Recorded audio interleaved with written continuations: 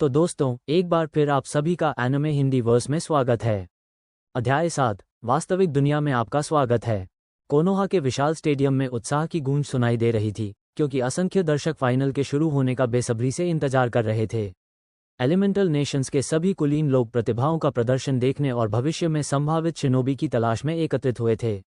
सभी प्रतिभागी अखाड़े के मध्य में पंक्तिबद्ध खड़े थे। उनके सामने एक व्यक्ति था जिसने सिर पर रूमाल की तरह एक हिताई एटे मुहावरा उल्टा बांध रखा था और वह एक सेनबोन, एक प्रकार का तंबाकू, चबा रहा था। आश्चर्य की बात यह थी कि संभावित 9 प्रतिभागियों में से केवल 7 ही उपस्थित थे। ओटो निन दोसु और उचिहा सासुके दोनों ही अनुपस्थित थे।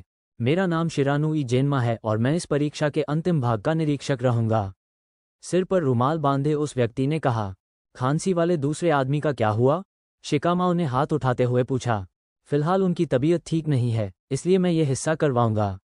क्या इससे कोई दिक्कत है? उन्होंने पूछा। कोई आपत्ति न देखकर वे आगे बोले। ओटो के दोसु के नाम वापस लेने की खबर मिलने के बाद चौथा मैच अब तेमारी बनाम शिकामाओ होगा। बाकी सब कुछ वैसा ही रहेगा। ध्यान से सुनो, भले ही मैदान अलग है, लेकिन नियम वही रहेंगे जो शुरुआती दौर में थे। कोई नियम नहीं है। मैच तब खत्म होगा जब कोई मर जाएगा या हार मान लेगा। लेकिन अगर मैं मैच खत्म करने का फैसला करता हूं, तो मैं मैच रोक दूंगा। इस पर मुझसे बहस मत करना। अब उजुमकी, नारुतो और ह्युगा नेजी को छोड़कर कृपया मैदान खाली करके अपने अपने बॉक्स में चले जाएं।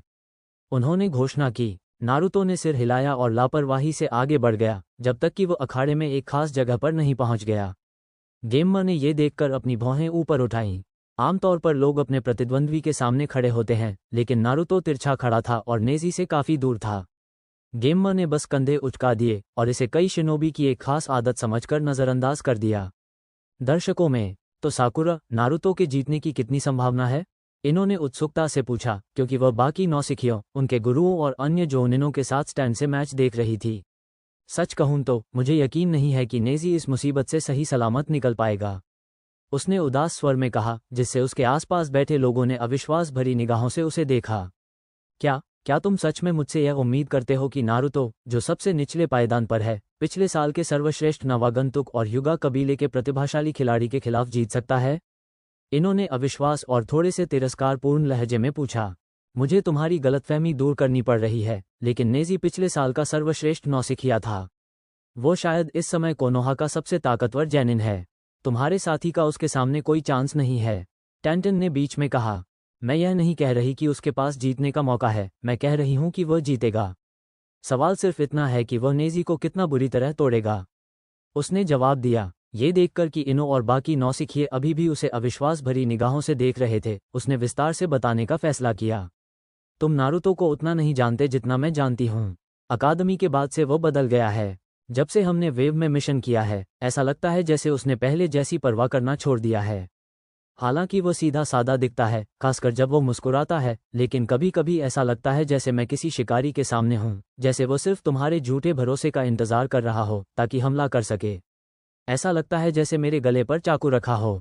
वो ऐसा व्यक्ति नहीं है जिससे तुम दुश्मनी मोल लेना चाहो, और मुझे लगता है कि नेजी किसी चमत्कार से उसकी दुश्मनी मोल लेने में कामयाब हो गया है। उसका अंजाम बिल्कुल भी अच्छा नहीं होगा। बाकी लोग सोच विचार करते हुए उसकी ओर देखने लगे। उन्हें समझ नहीं आ रहा था कि उसकी बात पर विश्वास करें या नहीं। वो इतनी आत्मविश्वासी लग रही थी कि उसका विरोध करना मुश्किल था। उन्होंने मैच पर पूरा ध्यान देने का फैसला किया। अखाड़े में वापसी। तुम्हें हार मान लेनी चाहिए। आज भाग्य ने मुझे विजेता घोषित किया है, नेजी ने घमंड से कहा। नारुतो ने उसके ताने का जवाब नहीं दिया और शांत मुस्कान के साथ उसे देखता रहा। नेजी को इस बात से बहुत गुस्सा आता था कि नारुतो, जिसे वह एक साधारण व्यक्ति समझता था, उसकी बातों को अनसुना करने की हिम्मत करता था। उसने प्रारंभिक दौर में भी ऐसा ही किया था। तुम हारे हुए हो, तुम्हारी असफलता निश्चित है। मुझ जैसे श्रेष्ठ प्रतिद्वंद्वी के सामने तुम्हारी कोई उम्मीद नहीं है, उसने आगे कहा। एक बार फिर नारुतो के चेहरे पर कोई भाव नहीं बदला, जिससे नेजी और भी उत्तेजित हो गया। आमतौर पर लोग गुस्सा होकर उस पर टूट पड़ते या उसे मौका दे देते, लेकिन नारुतो उसकी बातों को अनसुना कर रहा था। मनोवैज्ञानिक युद्ध नेजी का एक तरीका था जिससे वह अपना फायदा उठाता था। उसका घमंड और अहंकार लोगों को परेशान कर देता था, जिससे वे लापरवाह हो जाते थे। लेकिन इस प्रतिद्वंद्वी पर इसका कोई असर नहीं दिख रहा था। वो दुविधा में था। प्रॉक्टर, मैच शुरू करो। लगता है यह नाकामयाब इतना मूर्ख है कि उसे समझ ही नहीं आ रहा कि वह कितना कमजोर है। मुझे इसे सुधारने का मौका दो। चुनीन परीक्षा के फाइनल का पहला मैच उजुमकी नारुओ बनाम ह्यूगा नेजी। शुरू करो। गेम्मा ने ये घोषणा करते हुए वो तुरंत उस जगह से चले गए। मौन। दोनों प्रतियोगी अपनी जगह से हिले नहीं। नेजी घमंडी भाव से नारुतो को देखता रहा और नारुतो ने अपनी हमेशा वाली शांत मुस्कान के साथ आंखें बंद कर रखी थीं। अगर लोगों को इसके बारे में ज्यादा जानकारी न होती तो वे सोचते कि वो वहीं जम गया है। अखाड़े में उनके बीच तनाव धीरे धीरे बढ़ रहा था। नेजी दिन ब दिन बेचैन होता जा रहा था और नारुतो के पहले कदम उठाने का इंतजार कर रहा था। उसकी टिप्पणियां अक्सर लोगों को कार्रवाई करने के लिए प्रेरित करती थीं, क्योंकि वो लड़ाई में पहला कदम उठाना अपने लिए उचित नहीं समझता था। बेहतर यही था कि लोग पहल करें। लेकिन अभी तो यह इच्छाशक्ति की लड़ाई थी, ये देखने के लिए कि किसका धैर्य टूटता है और कौन पहले कदम उठाता है। भीड़ आपस में कानाफूसी करने लगी। वे यहाँ लड़ाई देखने आए थे, दो जैनिनों को एक दूसरे को घूरते देखने नहीं। थोड़ी ही देर में उनकी नाराजगी और भी जोर से जाहिर होने लगी। नेजी चिड़चिड़ाहट से कांपने लगा। भीड़ का दबाव उस पर हावी होने लगा था। नारुतो अभी तक टस से मज नहीं हुआ था। नेजी जानता था कि उसे यह मैच शुरू करना होगा, इससे पहले कि उसकी घबराहट और बढ़ जाए। वो इस हारे हुए खिलाड़ी को मैच की गति तय करने नहीं देना चाहता था। जैसे जैसे भीड़ और उग्र होती गई, नेजी ने फैसला किया कि अब बहुत हो गया। भले ही यह उसके सामान्य विश्वासों के विरुद्ध था, लेकिन वह इस गतिरोध को और अधिक देर तक जारी नहीं रहने दे सकता था। उसने इतनी तेजी से जमीन से लात मारी कि ज्यादातर दर्शकों के लिए उसे समझना मुश्किल हो गया, और वह नारुतो के ठीक सामने आ गया, वार करने के लिए उंगलियां फैलाए हुए। आखिरी क्षण में नारुतो पीछे हट गया, जिससे नेजी का वार चूक गया और वह नारुतो की पिछली जगह पर आ गया। किसी ने इसे नहीं देखा, लेकिन उसके नीचे की जमीन पल भर के लिए रोशन हो गई। नेजी, जो कभी भी मौका हाथ से जाने नहीं देता था, अपना हमला जारी रखता रहा। नारुतो पर लगातार ज्यूकेन के वार होते रहे, उसके सीने, बाहों, पैरों और यहाँ तक कि सिर पर भी। हालांकि नारुतो चाहे कितनी भी तेजी से हमला कर रहा हो, वह हमेशा उसके वारों से बच निकलता था और ऐसा करना उसके लिए बहुत आसान लगता था। नेजी और भी ज्यादा परेशान होता जा रहा था। अचानक नारुतो अलग हो गया। खुद को संभालते हुए उसने एक अजीब मुद्रा अपनाई। नेजी ने एक बार फिर हमला तेज किया, लेकिन निष्क्रिय रहने और बचने के बजाय नारुतो ने अपने बचाव के तरीकों में हमले की और भी विविधताएं शामिल कर लीं। जैसे ही नेजी ने अपनी उंगलियां आगे बढ़ाईं, नारुतो स्प्लिट पोजीशन में आ गया, फिर संतुलन के लिए अपनी पीठ के पीछे रखे हाथों का इस्तेमाल करते हुए खुद को घुमाकर नेजी के पैरों को नीचे से उखाड़ दिया। नारुतो ने एक विनाशकारी कुल्हाड़ी किक के लिए तैयारी की, जिसका नेजी ने अनुमान लगा लिया, जिससे वह अपनी पीछे की गति का उपयोग करते हुए 2 बार बैकफ्लिप करके हमले की पहुंच से बाहर निकल गया। अपने प्रतिद्वंद्वी को दूर जाते देख नारुतो ने अपने फैले हुए पैर को वापस अपनी जगह पर आने दिया। अपने प्रतिद्वंदी के ताइजुत्सु की बुनियादी समझ हासिल करने के बाद नारुतो ने दांव बढ़ाने का फैसला किया। उसने अपनी उंगलियों को क्रॉस सील में रखा। केज बुनशिन नो जुत्सु, उसने आवाज लगाई, जिसके परिणामस्वरूप उसके चारों ओर 9 क्लोन प्रकट हो गए। उसने उन्हें 3-3 के समूहों में हमला करने का आदेश दिया, जबकि वह पीछे बैठकर देखता रहा। उसके क्लोनों ने नेजी पर अलग अलग कोनों से हमला किया, लात घूंसे और पकड़ बनाने की कोशिश की। आखिरी क्लोन के गायब होने के बाद नारुतो ने सिर हिलाया, ज्यूकेन युद्ध शैली की बारीकियों को आत्मसात किया और अपने दिमाग में उसका विश्लेषण किया। नेजी थोड़ा आत्मसंतुष्ट दिख रहा था। बस इतना ही, हारे हुए? नेजी ने ताना मारा। जब नारुतो ने देखा कि सामान्य तरीका काम नहीं कर रहा है, तो उसने पानी की 4 बोतलें खोलीं। उन्हें खोलने के बाद उसने तेजी से कई सील तोड़ दीं। सुइटन, सुइर्युदान, पानी से बना एक विशालकाय सर्पाकार अजगर, जिसकी पीली चमकती आंखें थीं, नेजी की ओर झपटा। नेजी चौंककर अपनी आंखें खोल दीं। उसने उस भयानक जल राक्षस से बचने के लिए अपनी पूरी ताकत लगा दी। 2 मिनट बाद अजगर ने उस पर झपट्टा मारा और उसे दीवार से चिपकाने की कोशिश की। अगर उसने फुर्ती से काम न लिया होता और कावारिमी का इस्तेमाल करके खुद को पास के एक लट्ठे से न बदल लिया होता, तो वो चूर चूर हो गया होता। नारुतो ज्यादा निराश नहीं दिख रहा था, क्योंकि वो था ही नहीं। जल ड्रैगन का उद्देश्य पहले ही पूरा हो चुका था। नेजी को दोबारा जोश जुटाने की कोशिश करते देख नारुतो उसे ऐसा करने नहीं देने वाला था। उसने मुट्ठी भर शूरिकेन निकाले और उन्हें नेजी पर फेंक दिया। फिर उसने कुछ हस्त मुद्राएं बनाईं। शूरिकेन केज बुनशिन नो जुत्सु, उसके द्वारा फेंके गए 4 शूरिकेन अचानक बढ़कर 40 हो गए। नेजी ने खतरे को भांपते हुए और समय रहते बचने का कोई रास्ता न देखकर अपने तुरुप के पत्तों में से एक का इस्तेमाल किया। हक्केश ओ काइटन, वो वहीं पर घूमने लगा, जिससे उसके चारों ओर चक्र का एक घूमता हुआ गुंबद बन गया और उसने शूरिकेन को विक्षेपित कर दिया। तकनीक का अध्ययन करते हुए नारुतो ने रुचि से अपनी एक भौं ऊपर उठा ली। सभी शूरिकेन को परावर्तित करने और तकनीक को छोड़ने के बाद नेजी थोड़ा हौंफ रहा था। उसने जल्दी से खुद को संभाला और फिर वही घमंडी भाव दिखाया। तुमने जल ड्रैगन से मुझे चौंका दिया, लेकिन मेरे पास जो सबसे शक्तिशाली रक्षा कवच है उसके सामने तुम्हारा कोई चांस नहीं है। नेजी के चेहरे पर घमंड साफ झलक रहा था। नारुतो के माथे पर पसीना आ गया। ये आदमी बिल्कुल बेवकूफ़ है, उसने निष्कर्ष निकाला। उसने अपना ध्यान स्टैंस की ओर मोड़ा और हिनता पर उसकी नज़र पड़ी। हालांकि वो अभी भी थोड़ी भोली भाली बिल्ली जैसी लग रही थी, लेकिन उसकी आंखों में उसे आग की लपटें दिखाई दे रही थीं। यह एक छोटा सा कदम था। उसने आंखों के इशारों से उसे मैच पर ध्यान देने का संकेत दिया। ओह, तो ये है वो कुख्यात काइटेन। अगर मुझे सही याद है तो ये मेन परिवार की तकनीक थी, नारुतो ने उत्सुकता जताते हुए कहा। उसे पहले से ही पता था कि नेजी काइटेन कर सकता है। उसने अपने जासूस क्लोनों को सभी प्रतियोगियों पर नज़र रखने के लिए लगा रखा था। उसे पता था कि वे उसके खिलाफ कौन कौन से दांव इस्तेमाल कर सकते हैं, और उसने उनके जवाब भी तैयार कर रखे थे। लेकिन अभी के लिए वह नेजी के दिमाग में घुसना चाहता था। मुझे आश्चर्य है कि तुमने इस तकनीक को सीखने के लिए इस महीने मेन परिवार की चापलूसी करते हुए कितना समय बिताया होगा, नारुतो ने टिप्पणी की। उसका चेहरा इतना शांत और सच्चा था कि ऐसा लग रहा था मानो उसे अपनी बातों पर पूरा यकीन हो, और वह दूसरों को भी अपनी बातों पर यकीन दिलाने में माहिर था। अखाड़े की पूर्ण शांति में पिन गिरने की आवाज़ भी सुनाई दे सकती थी। नारुतो की बेबाक टिप्पणियों को सुनकर सब लोग दंग रह गए और उनके होश उड़ गए। हियाशी, बेचारे हियाशी, अपनी युवा और भोली बेटी हनाबी को समझाने की पूरी कोशिश कर रहे थे, जो ये जानना चाहती थी कि डिक क्या होता है। नारुतो की अजीबोगरीब और परेशान करने वाली आदतों पर होकागे को बस अपना सिर पकड़ना था। उन्हें बस यही उम्मीद थी कि इससे रईसों पर बुरा असर न पड़े। काश जिरिया होकागे को पदभार संभालने के लिए मना लेते तो उन्हें इस झंझट से छुटकारा मिल जाता। वो शांति से इचा पड़ते हुए अपना दिन बिता सकते थे। उन्हें पहले से ही सिरदर्द महसूस होने लगा था। उन्हें लग रहा था कि नारुतो आने वाले समय में और भी बहुत सारी परेशानियां खड़ी करेगा। नौसिखिए और उनके गुरु नारुतो को हैरानी से देख रहे थे। सकुरा ने झुंझलाहट और थोड़ी सी हंसी के साथ अपना सिर हिलाया।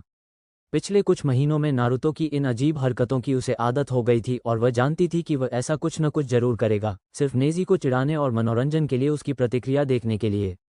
उसका मजाक करने का तरीका कुछ ऐसा ही अजीब था। अनको उस लड़के की बातों पर खूब हंस रही थी। वो वाकई में साथ रखने लायक लड़का था। वह काफी हद तक उसके जैसा ही था, हालांकि वो खुद को कहीं ज्यादा सभ्य दिखाता था। हिनता जानती थी कि प्रतिष्ठित युगा वंश की उत्तराधिकारी होने के नाते उसे शालीनता और गरिमा के साथ व्यवहार करना चाहिए, लेकिन इस स्थिति पर अपनी हंसी रोकना उसके लिए मुश्किल था। नारुतो के आने के बाद से 1 महीना बीत चुका था और उसने अपने जीवन का गहन मूल्यांकन किया था। उसे अपनी स्थिति बिल्कुल पसंद नहीं आई। हालांकि वह अपने परिवार से कुछ हद तक प्यार करती थी, लेकिन उसने यह निष्कर्ष निकाला कि उनके लिए अपनी खुशी और सम्मान का बलिदान देना उचित नहीं था, सिर्फ इसलिए कि उसे लगातार एक असफल व्यक्ति की तरह समझा जाए। अगर वे उसे स्वीकार नहीं करते थे तो कोई बात नहीं, उसे अब कोई फर्क नहीं पड़ता था। वैसे उसे थोड़ा फर्क पड़ता भी था, क्योंकि ऐसी आदतों और भावनाओं को आसानी से छोड़ना मुश्किल होता है। उसे बस उम्मीद थी कि आने वाले वर्षों में वह अपनी इस नई सोच को और मजबूत कर लेगी।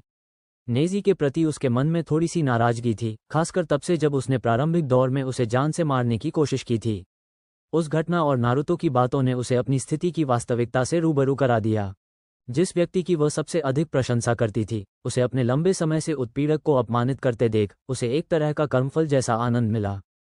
उसने सोचा कि क्या नारुतो द्वारा नेजी को और अधिक नुकसान पहुंचाने की इच्छा रखना उसे बुरा इंसान बनाता है, लेकिन नेजी द्वारा उसे पहुंचाए गए नुकसान को याद करके उसने उन चिंताओं को एक तरफ रख दिया और एक तरह की क्रूर उत्सुकता के साथ देखती रही। उसके बगल में बैठा के बाद धीरे धीरे उससे दूर हटने लगा। नारुतो की टिप्पणियों पर नेजी का चेहरा भयंकर रूप से लाल हो रहा था। उसके अंदर उमड़ रहा क्रोध काबू में नहीं था और उसका युगा होने का मुखौटा टूटने लगा था। नारुतो को उस घमंडी इंसान को चिढ़ाने में बहुत मजा आ रहा था। वह जानता था कि उसे ऐसा नहीं करना चाहिए, लेकिन उसे हद से ज्यादा परेशान करने का लालच इतना ज्यादा था कि वह उसे नजरअंदाज नहीं कर पा रहा था। इसमें शर्मिंदा होने की कोई बात नहीं है नेजी। ये तो रेड लाइट एरिया की उन प्यारी नी चांस की तरह है जिन्होंने बचपन में मेरा ख्याल रखा था। कभी कभी पेट भरने के लिए हमें वो काम भी करने पड़ते हैं जो हमें पसंद नहीं होते। मैं तुम्हारी बात पूरी तरह समझता हूँ, नारुतो ने नेजी की तरफ पूरी समझदारी और स्वीकृति भरी नज़र से देखते हुए कहा, जिससे उसका गुस्सा और भड़क उठा। नारुतो के बयान में जो सच्चाई थी उससे लग रहा था कि वह अपनी बात पर पूरी तरह यकीन करता है। नेजी को स्टेडियम में फुसफुसाहट सुनाई दे रही थी, जिसमें लोग उसकी जीत के प्रति दीवानगी पर सवाल उठा रहे थे, यहाँ तक कि सत्ता के लिए खुद को भी बेच देने की हद तक। उसे यकीन नहीं हो रहा था कि लोग सचमुच उस गोरे बेवकूफ़ की बात पर विश्वास कर रहे हैं। वह नई उग्रता के साथ वहीं से उछल पड़ा, उस सुनहरे बालों वाली लड़की को खत्म करने के इरादे से। उसने पूरे जोश से हमला किया, लेकिन देखा कि उसका प्रतिद्वंदी आसानी से बिना पसीना बहाए उससे बच रहा था।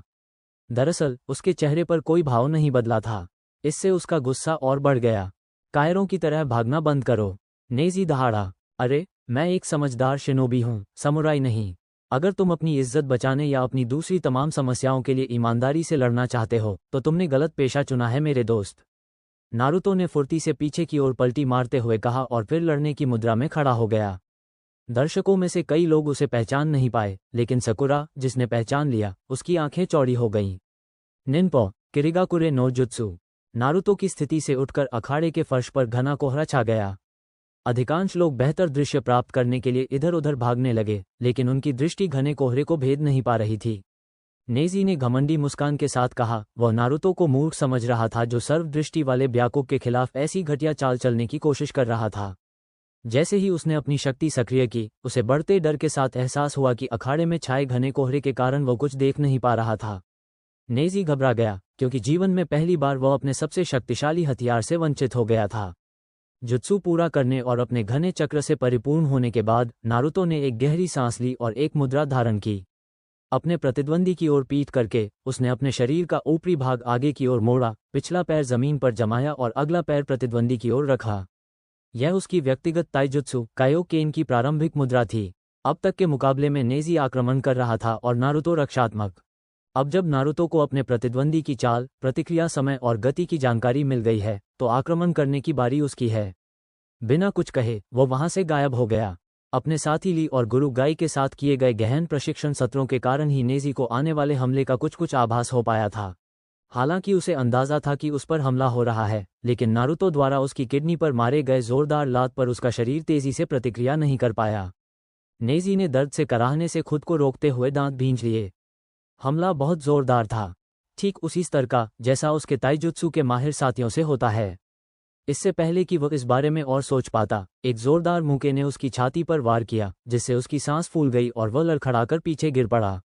फिर उसकी बाईं जांघ पर एक लात, दाहिने कान पर एक थप्पड़, घुटनों के पीछे एक लात, पेट पर एक ऐसा घूंसा जिससे वह झुक गया और उसे माथे पर घुटने का वार सहने का मौका मिल गया, जिसके बाद उसे पकड़कर अखाड़े के उस पार फेंक दिया गया।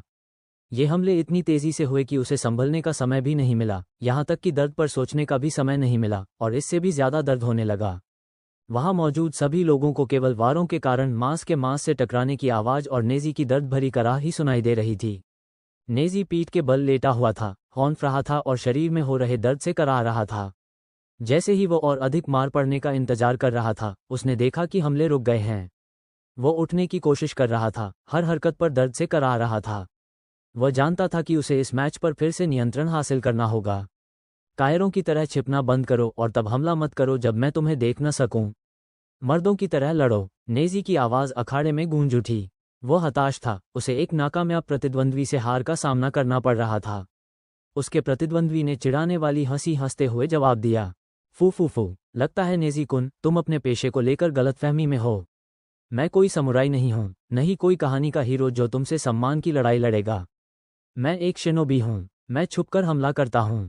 असल में सिर्फ इसलिए कि तुम भी कोनोहा के शिनोबी हो, मैंने तुम्हें अभी तक मारा नहीं है। नारुतो की आवाज अखाड़े में गूंज उठी। ठंडी धुंध और उसके शब्दों के निहितार्थ, जो उसने इतने सीधे सादे अंदाज में कहे थे, ने लोगों की रीढ़ में सिहरन पैदा कर दी। देखो, मुझे तलवार चलाने में कोई आपत्ति नहीं है, लेकिन अब तक मैं ताइजुत्सु पर ही टिका रहा क्योंकि मैं तुम्हें मारना नहीं चाहता था।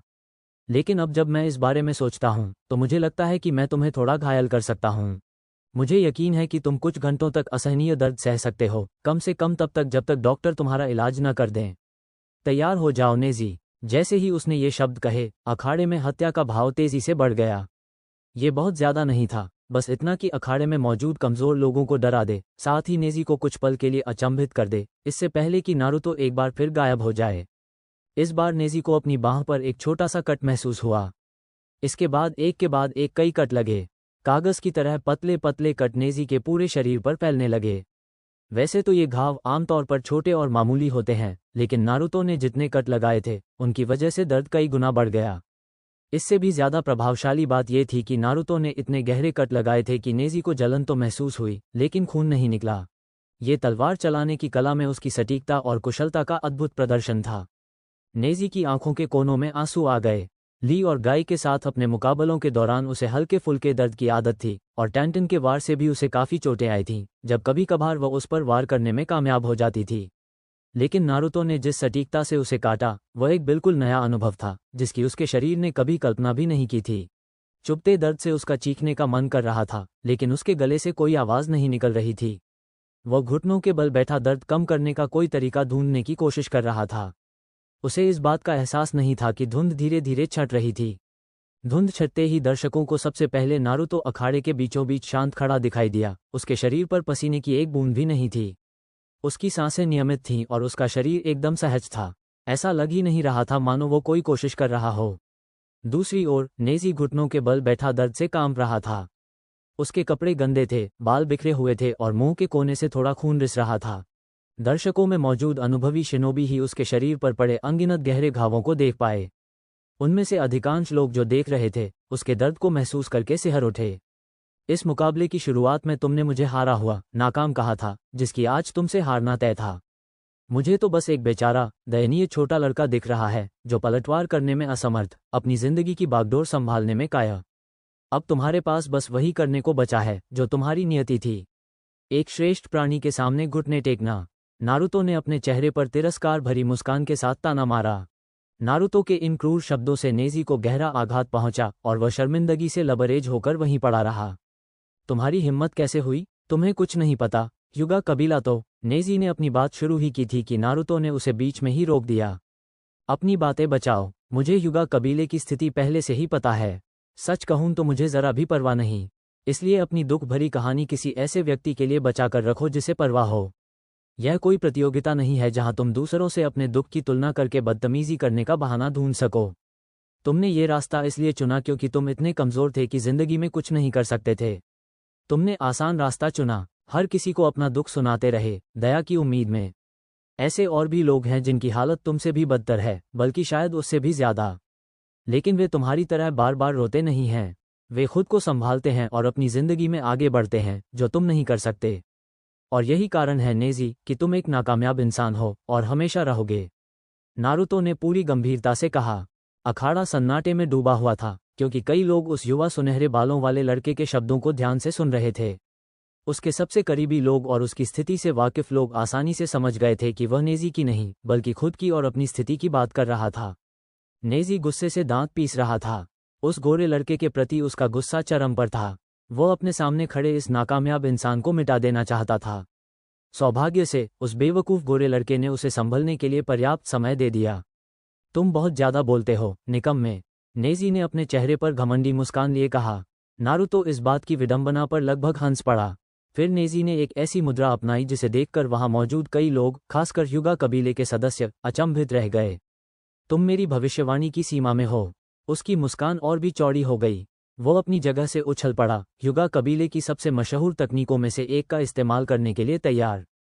हक्के रोकू जियोन शो। नारुतो ने शांत भाव से मुस्कुराते हुए उसे देखा और फिर एक हस्तरेखा बनाई। जैसे ही नेजी करीब आया, नारुतो ने अपनी जुत्सु का प्रयोग किया। सुइटन मिजुकोगामी। नारुतो ने जिस पानी को अपने जल ड्रैगन के लिए इस्तेमाल किया था, उसी से एक गोलाकार कुंड बन गया जो नेजी की दिशा में था। पानी की चमकती सतह से नेजी की हूबहू प्रतिकृति प्रकट हुई, उसी मुद्रा में, बस उल्टी दिशा में। नेजी अपनी चाल नहीं रोक सका और अपनी प्रतिकृति के रूप की परवाह किए बिना आगे बढ़ता रहा। उसने सोचा कि यह नारुतो की एक और छोटी मोटी चाल है। 2 strike, 4 strike, 8 strike, 16 strike, 32 strike, 64 strike. Naezy के हर वार के जवाब में नारुतो की जुत्सु ने हूबहू उसका प्रतिरूप प्रस्तुत किया।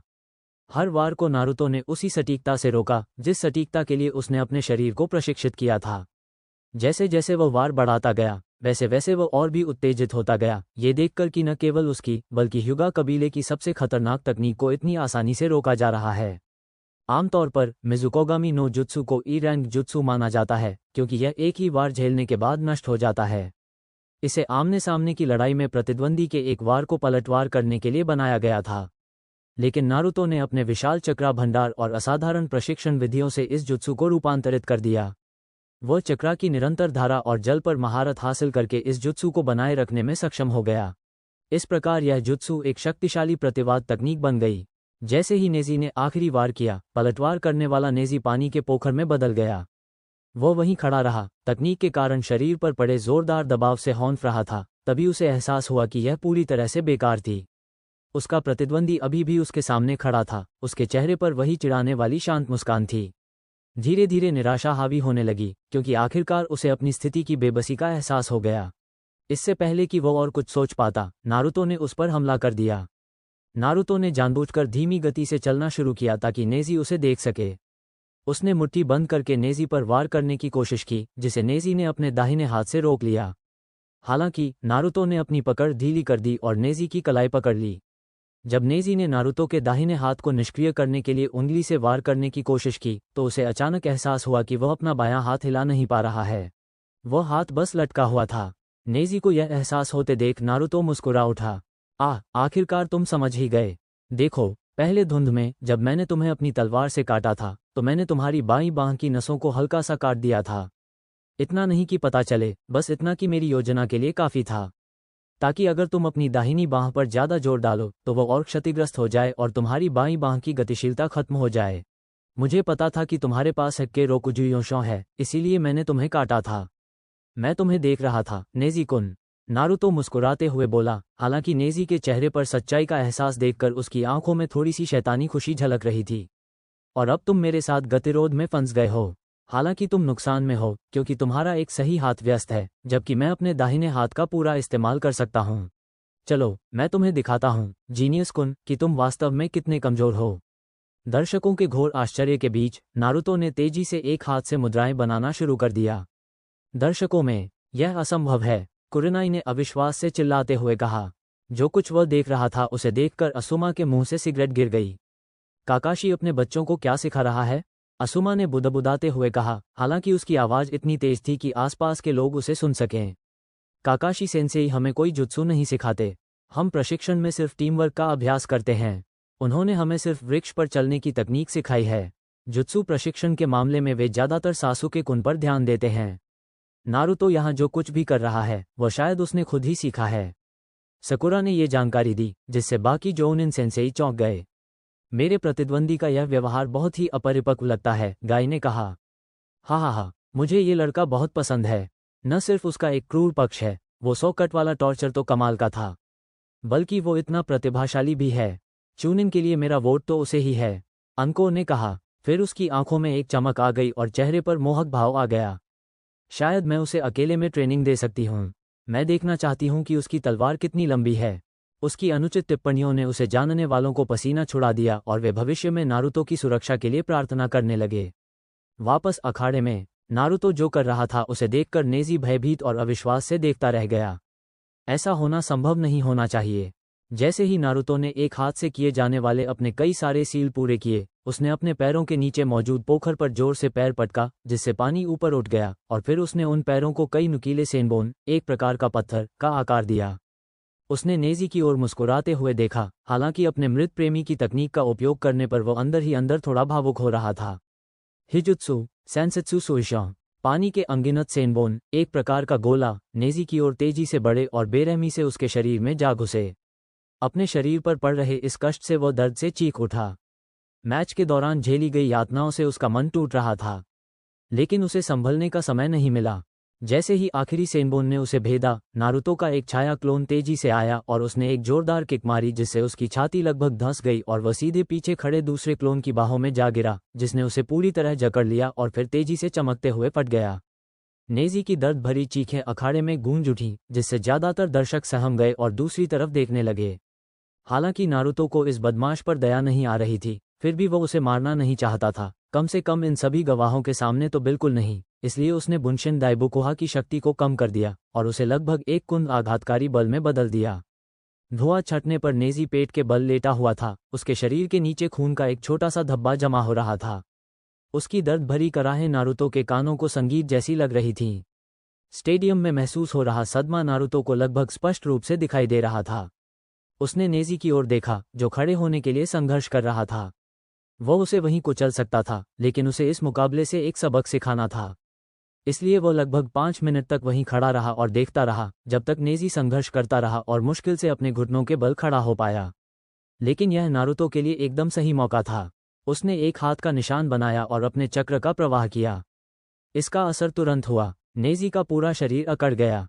वो पलक भी नहीं झपका पा रहा था। वो बस अपने घुटनों के बल वहीं अटक गया और नारुतो को देखने के लिए मजबूर हो गया। नारुतो के चेहरे पर कोई भाव नहीं था। वह नेजी की आंखों में सीधे देख रहा था, मानो उसकी आत्मा को भेद रहा हो। ये सिलसिला कुछ मिनटों तक चलता रहा। फिर नारुतो का कठोर चेहरा पिघलकर उसके सामान्य शांत भाव में बदल गया। मुझे यकीन है कि आप सोच रहे होंगे कि आप अभी हिल क्यों नहीं पा रहे हैं, है ना? देखो नेजी-कुन, इसका जवाब बहुत आसान है। एक लकवाग्रस्त करने वाली मुहर, नारुतो ने समझाया, जिससे कई लोग हैरानी और समझ से अपनी आंखें चौड़ी कर बैठे। अधिकांश को तो ये भी नहीं पता था कि नारुतो को मुहर लगाने की कला आती है। कुछ को तो यह उम्मीद भी नहीं थी कि इसका इस्तेमाल इतनी सीधी लड़ाई में किया जाएगा। मैं तुम्हारे चेहरे के भाव से समझ गया कि तुम सोच रहे हो कि मैंने तुम्हें यह मुहर कब लगाए। मैंने तुम्हें इस मैच की शुरुआत में ही लगा दी थी। इससे और भी ज़्यादा हैरानी और उलझन फैल गई। याद है, मैच शुरू होने से पहले मैं एक खास जगह पर शुरुआती बिंदु के तौर पर गया था। जब तुमने मुझ पर पहला हमला किया तो तुम ठीक उसी जगह पर खड़े थे जहां मैं था। कल रात मैं चुपके से अखाड़े में घुसा और इस खास पल के लिए ही वह लकवा मारने वाली मुहर लगाए। मैं जब चाहता तब उस मुहर को सक्रिय करके तुम्हारा गला काट सकता था। मैंने मैच को इतना लंबा सिर्फ इसलिए खींचा ताकि जजों को अपना कौशल दिखा सकूं। तो देखो नेजी-कुन, तुमने इस अखाड़े में कदम रखते ही यह मैच हार लिया था। ये सब मेरी योजना का हिस्सा था। मैदान में व्याप्त आश्चर्य अकल्पनीय था। एक मैच की गति को इस हद तक नियंत्रित करना, वह भी सबसे होनहार युवा जैनिन में से एक के खिलाफ, किसी जैनिन से, विशेष रूप से उससे जिसने केवल 8 महीने पहले ही अकादमी से स्नातक किया हो, अपेक्षित नहीं था। देखो, कोनोहा में समस्या यह है कि प्रतिभाशाली शब्द का इस्तेमाल बहुत लापरवाही से किया जाता है। अगर आपका खानदान है या आप अकादमी से वर्ष के सर्वश्रेष्ठ प्रशिक्षु के रूप में स्नातक होते हैं, तो आपको अपने आप ही प्रतिभाशाली मान लिया जाता है। मुझे ये बहुत घृणित लगता है। मैं तुम्हारे जैसे कमजोरों को बर्दाश्त नहीं कर सकता, जो झूठी प्रशंसा के पीछे छिपते हैं, क्योंकि तुम में सामान्य से आगे बढ़ने की इच्छाशक्ति नहीं है। तुम्हारा साथी ली एक ऐसा व्यक्ति है जिससे मैं लड़ना ज्यादा पसंद करता। वो सफलता के लिए आवश्यक कड़ी मेहनत और समर्पण को समझता है। देखो नेजी, तुम मेरे समय के लायक नहीं हो। मैं तुम्हें देखता हूँ और मुझे एक दयनीय, नफरत से भरा छोटा लड़का दिखाई देता है जो खुद को अपनी असलियत से ज्यादा बड़ा दिखाने की कोशिश कर रहा है। मैंने देखा है कि कैसे तुमने बदले की गलत भावना में अपनी चचेरी बहन हिनता, जो तुमसे बहुत प्यार करती थी, की लगभग हत्या कर दी थी। तुमने कभी नहीं सीखा कि हर कर्म का परिणाम होता है। हालांकि एक समय ऐसा जरूर आएगा, जैसे अभी, जब तुम्हारा सारा दिखावा और घमंड एक ही बात साबित हो जाएगा। तुम बिल्कुल निकम्मे। इसीलिए मैंने मुहर लगाने से पहले तुम्हें घुटनों के बल बैठने दिया, क्योंकि यही तुम्हारी स्वाभाविक स्थिति है। तुम युगा कबीले के सेवक बनकर खुश रहते हो। तुम अपना उपनाम हर किसी को सुनाते हो जो सुनना चाहता है। नेजी, यही मेरी तुम्हारे प्रति दया है। तो जब तुम वहां घुटनों के बल एक नपुंसक कीड़े की तरह पड़े हो, अपने मालिक को देख रहे हो, मैं चाहता हूं कि तुम मेरी कही बातों पर गौर करो। क्योंकि असल बात यह है कि तुम मेरे साथ एक ही हवा में सांस लेने के भी लायक नहीं हो। तुम मेरे सामने कभी टिक नहीं पाए और कभी टिक भी नहीं पाओगे। नारुतो ने ये कहते हुए शांति से अखाड़े से बाहर निकल गया। पीछे एक टूटा हुआ और हारा हुआ नेजी रह गया, जो दर्द और अपमान के आंसुओं में डूबने के अलावा कुछ नहीं कर सकता था। विजेता उज़ुमकी नारुतो, गेमर ने घोषणा की। स्टेडियम में एकदम सन्नाटा छा गया। फिर अचानक लोग खुशी से झूम उठे और तालियां बजाने लगे। नारुतो ने अफसोस से अपना सिर हिलाया और आगे बढ़ने लगा। उसकी नज़र हिनता पर पड़ी। उसने उसे शरारती अंदाज में आंख मारी, जिससे हिनता मुस्कुरा उठी। चलते चलते उसने ऊपर प्रतिद्वंद्वी के बॉक्स की ओर देखा, जहां उसे जाना था। उसने सीधे गारा की आंखों में देखा। एक अंक ही चुनौती दी गई। अब तुम्हारी बारी है, तनुकी, नारुतो ने अखाड़े से निकलते हुए सोचा, और तालियों की गड़गड़ाहट धीरे धीरे पृष्ठभूमि में गुम हो गई। हे भगवान! अनको अपने साथी जोनिन और उनके छात्रों के बीच बैठी हुई थी। वे सभी उस अखाड़े को घूर रहे थे जिसे नारुतो ने अभी अभी खाली किया था, अलग अलग स्तर के सदमे, विस्मय और भय के साथ। सबसे निचले पायदान पर रहने वाले को युगा कबीले के प्रतिभाशाली शिष्य को व्यवस्थित रूप से हराते और तोड़ते देखना विस्मय और भय से भरा अनुभव था। मुझे लगता है मुझे नई पैंटी की जरूरत है, वो हौंफते हुए बोली। उसका चेहरा लाल हो गया था। बाकी लोग इतने सदमे में थे कि उसके इस साहसी बयान पर ठीक से प्रतिक्रिया नहीं दे पाए। हालांकि कुरनाई थोड़ी देर के लिए चौंक गई। अंको की टिप्पणी से कुरनाई को भले ही गुस्सा आया हो, लेकिन उसने नारुतो पर से अपनी नज़रें नहीं हटाईं, जो शांति से अखाड़े से बाहर जा रहा था। वह हमेशा दूसरों की देखादेखी करती थी। यह उसकी एक कमजोरी थी, इसीलिए उसने नारुतो को कभी ध्यान से नहीं देखा। लोग कहते थे कि वह सबसे कमज़ोर है और उसमें कोई प्रतिभा नहीं है, और वह हमेशा यही मानती थी। ये बात मानना उसके लिए शर्मनाक था। वह एक कुनोइची थी, और वो भी जोनिन। जानकारी इकट्ठा करना और अवलोकन करना उसकी मजबूतियों में से एक होना चाहिए था। फिर भी उसने एक साथी शिनोबी की काबिलियत को पूरी तरह से नज़रअंदाज कर दिया। उसे आश्चर्य होता था कि क्या उसकी इसी आदत की वजह से कुछ महीने पहले तक उसका प्रमोशन नहीं हुआ था। इससे काकाशी की कभी कभार उसे दिखाई देने वाली तिरस्कार भरी नज़रों का भी पता चलता था। मुझे विश्वास नहीं हो रहा। इनो स्तब्ध सी बुदबुदाई। यह उसके सारे विश्वासों और उसकी समझ के विपरीत था। वो खूबसूरत थी। सासुके वर्ष का सर्वश्रेष्ठ नौसिखिया था। नारुतो सबसे आखिरी स्थान पर था। ये निर्विवाद तथ्य थे। यही उसकी वास्तविकता होनी चाहिए थी। लेकिन नारुतो ने उसकी आंखों के सामने उस वास्तविकता को चकनाचूर कर दिया। वह अकादमी के उन दिनों को याद किए बिना नहीं रह सकी, जब वह और बाकी लोकप्रिय छात्र नारुतो को सबसे आखिरी स्थान पर होने और अलग होने के कारण तंग करते थे। अब वो वाकई अलग था। उन दिनों से वो बड़ा हो गया था। एक मजबूत, सुंदर और आत्मविश्वास से भरा हुआ आदमी। वो सोच रही थी कि क्या उसके साथ उसका कोई भविष्य है। टेंटिन को देखकर ऐसा लग रहा था मानो उसका पूरा विश्व दृष्टिकोण चकनाचूर हो गया हो। उसने नारुतो को एक खतरे के रूप में पूरी तरह से नज़रअंदाज कर दिया था, ये सोचकर कि सबसे कमज़ोर होने के नाते नेजी, और इस तरह वह खुद भी उसे आसानी से हरा सकती है। उसे अपने सबसे ताकतवर परिचितों में से एक को बिना पसीना बहाए पीटते, तोड़ते और अपमानित करते देखना उसके लिए असहनीय था। दूसरी ओर ली के चेहरे पर मानो जैसे आग सी लग गई हो, या शायद उसकी जवानी की लौ और तेज हो गई हो, क्योंकि नारुतो, जो खुद भी सबसे निचले पायदान पर था, ने अपने सबसे बड़े प्रतिद्वंदी के खिलाफ शानदार प्रदर्शन किया। साथ ही नारुतो ने मैच के दौरान उसकी बहुत तारीफ भी की। गाई सेंसेई, नारुतो कुन की जवानी की ज्वाला कितनी तेज जल रही है। अगर मुझे नारुतो कुन की इस शानदार जवानी को हराना है, तो मुझे जल्द ही लड़ने की ताकत वापस पानी होगी। अगर मैं ऐसा नहीं कर पाया, तो मैं कोनोहा के 100 चक्कर लगाऊंगा, और अगर उससे भी नहीं कर पाया, तो मैं अपने दांतों से होकागे स्मारक पर 200 बार चिढ़ूंगा। ली ने जोश से कहा, उसकी आंखों में मानो आग सी जल रही थी। उसके सेंसेई ने उसकी ओर देखा, उनकी आंखों में कुछ आंसू थे।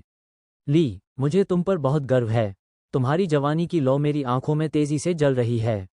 गाई ने अपने छात्र को जवाब दिया, जिसने प्रशंसा भरी नजरों से उसकी ओर देखा।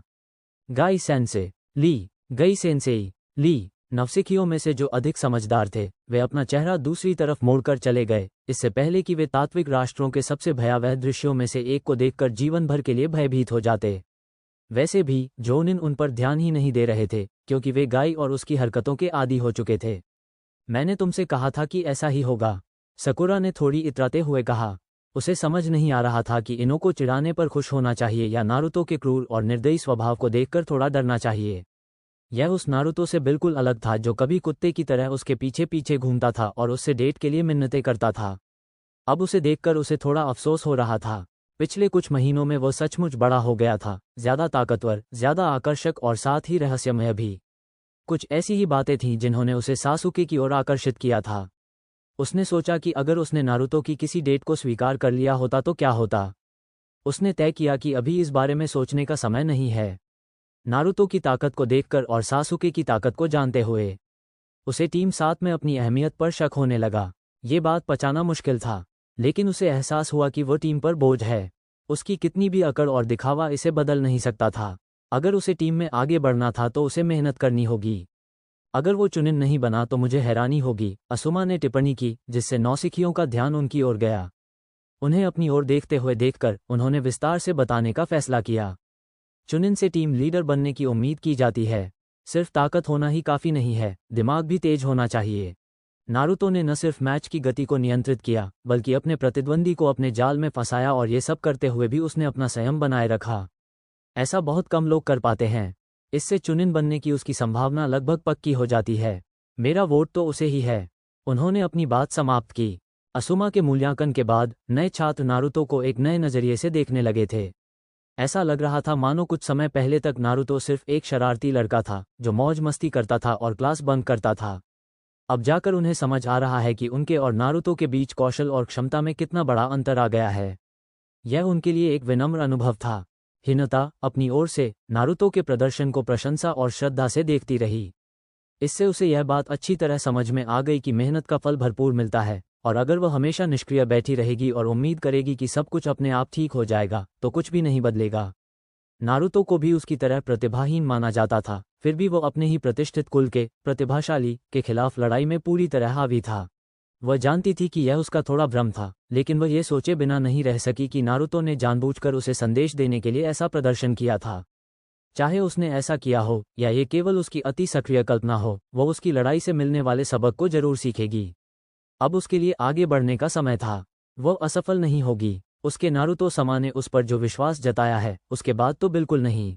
यह उसे उसकी अब तक की सारी आकांक्षाओं से आगे बढ़ने के लिए काफ़ी था।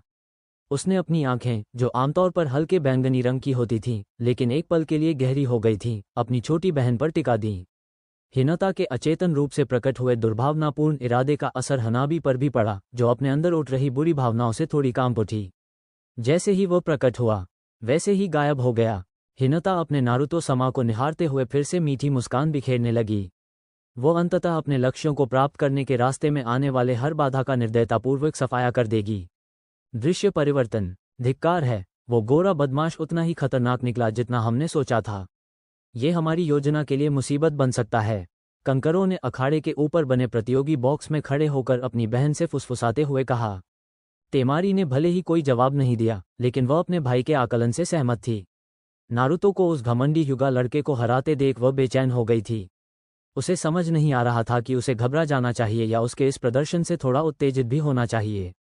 उसने अपने सबसे छोटे भाई की ओर देखा, जो अभी भी भावहीन था, लेकिन उसकी आंखों में घृणा की चमक थी।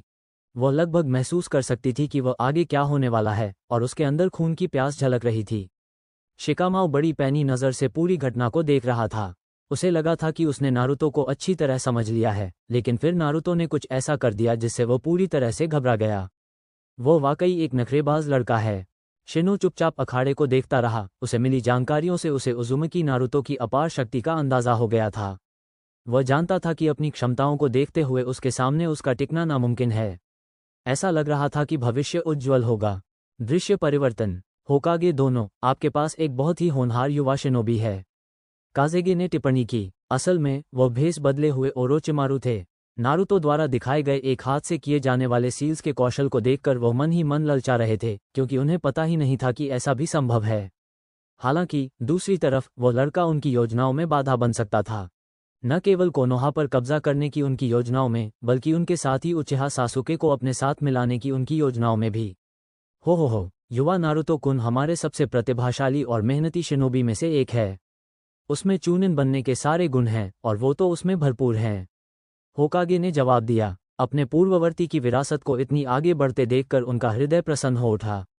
हालांकि उन्हें नारुतो के जीवन और पालन पोषण को लेकर बहुत पछतावा है, फिर भी वो उससे बहुत प्यार करते हैं।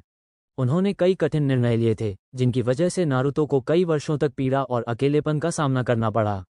उन्हें उन निर्णयों पर पछतावा तो था, लेकिन वो उन्हें बदलना नहीं चाहते थे। उन्होंने ये निर्णय अपने गांव की भलाई के लिए लिए थे। भले ही यह निर्दयतापूर्ण लगे, लेकिन सत्ता और नेतृत्व के पदों पर बैठे लोगों का यही दायित्व होता है। उन्हें बस यही आशा थी कि एक दिन नारुतो उन बलिदानों को समझ पाएगा जो उसने किए थे। दृश्य परिवर्तन। जैसे ही नारुतो ने प्रतियोगी के बॉक्स में कदम रखा, वहां एक अजीब सी खामोशी छा गई। तेमारी और कंकरों उसकी मौजूदगी में घबराए हुए लग रहे थे, जबकि शिनो हमेशा की तरह शांत बना रहा। शिकामाओ नारुतो से थोड़ा नाराज लग रहा था, शायद इसलिए कि वो बहुत ज्यादा परेशान कर रहा था, और गारा नारुतो को इस तरह घूर रहा था कि उसे और भी अजीब लग रहा था। नारुतो ने तनाव को नज़रअंदाज करते हुए रेलिंग के पास कोने में जगह बना ली। शिनो के पास से गुजरते हुए उसने उसे सिर हिलाकर अभिवादन किया और आराम से बैठ गया।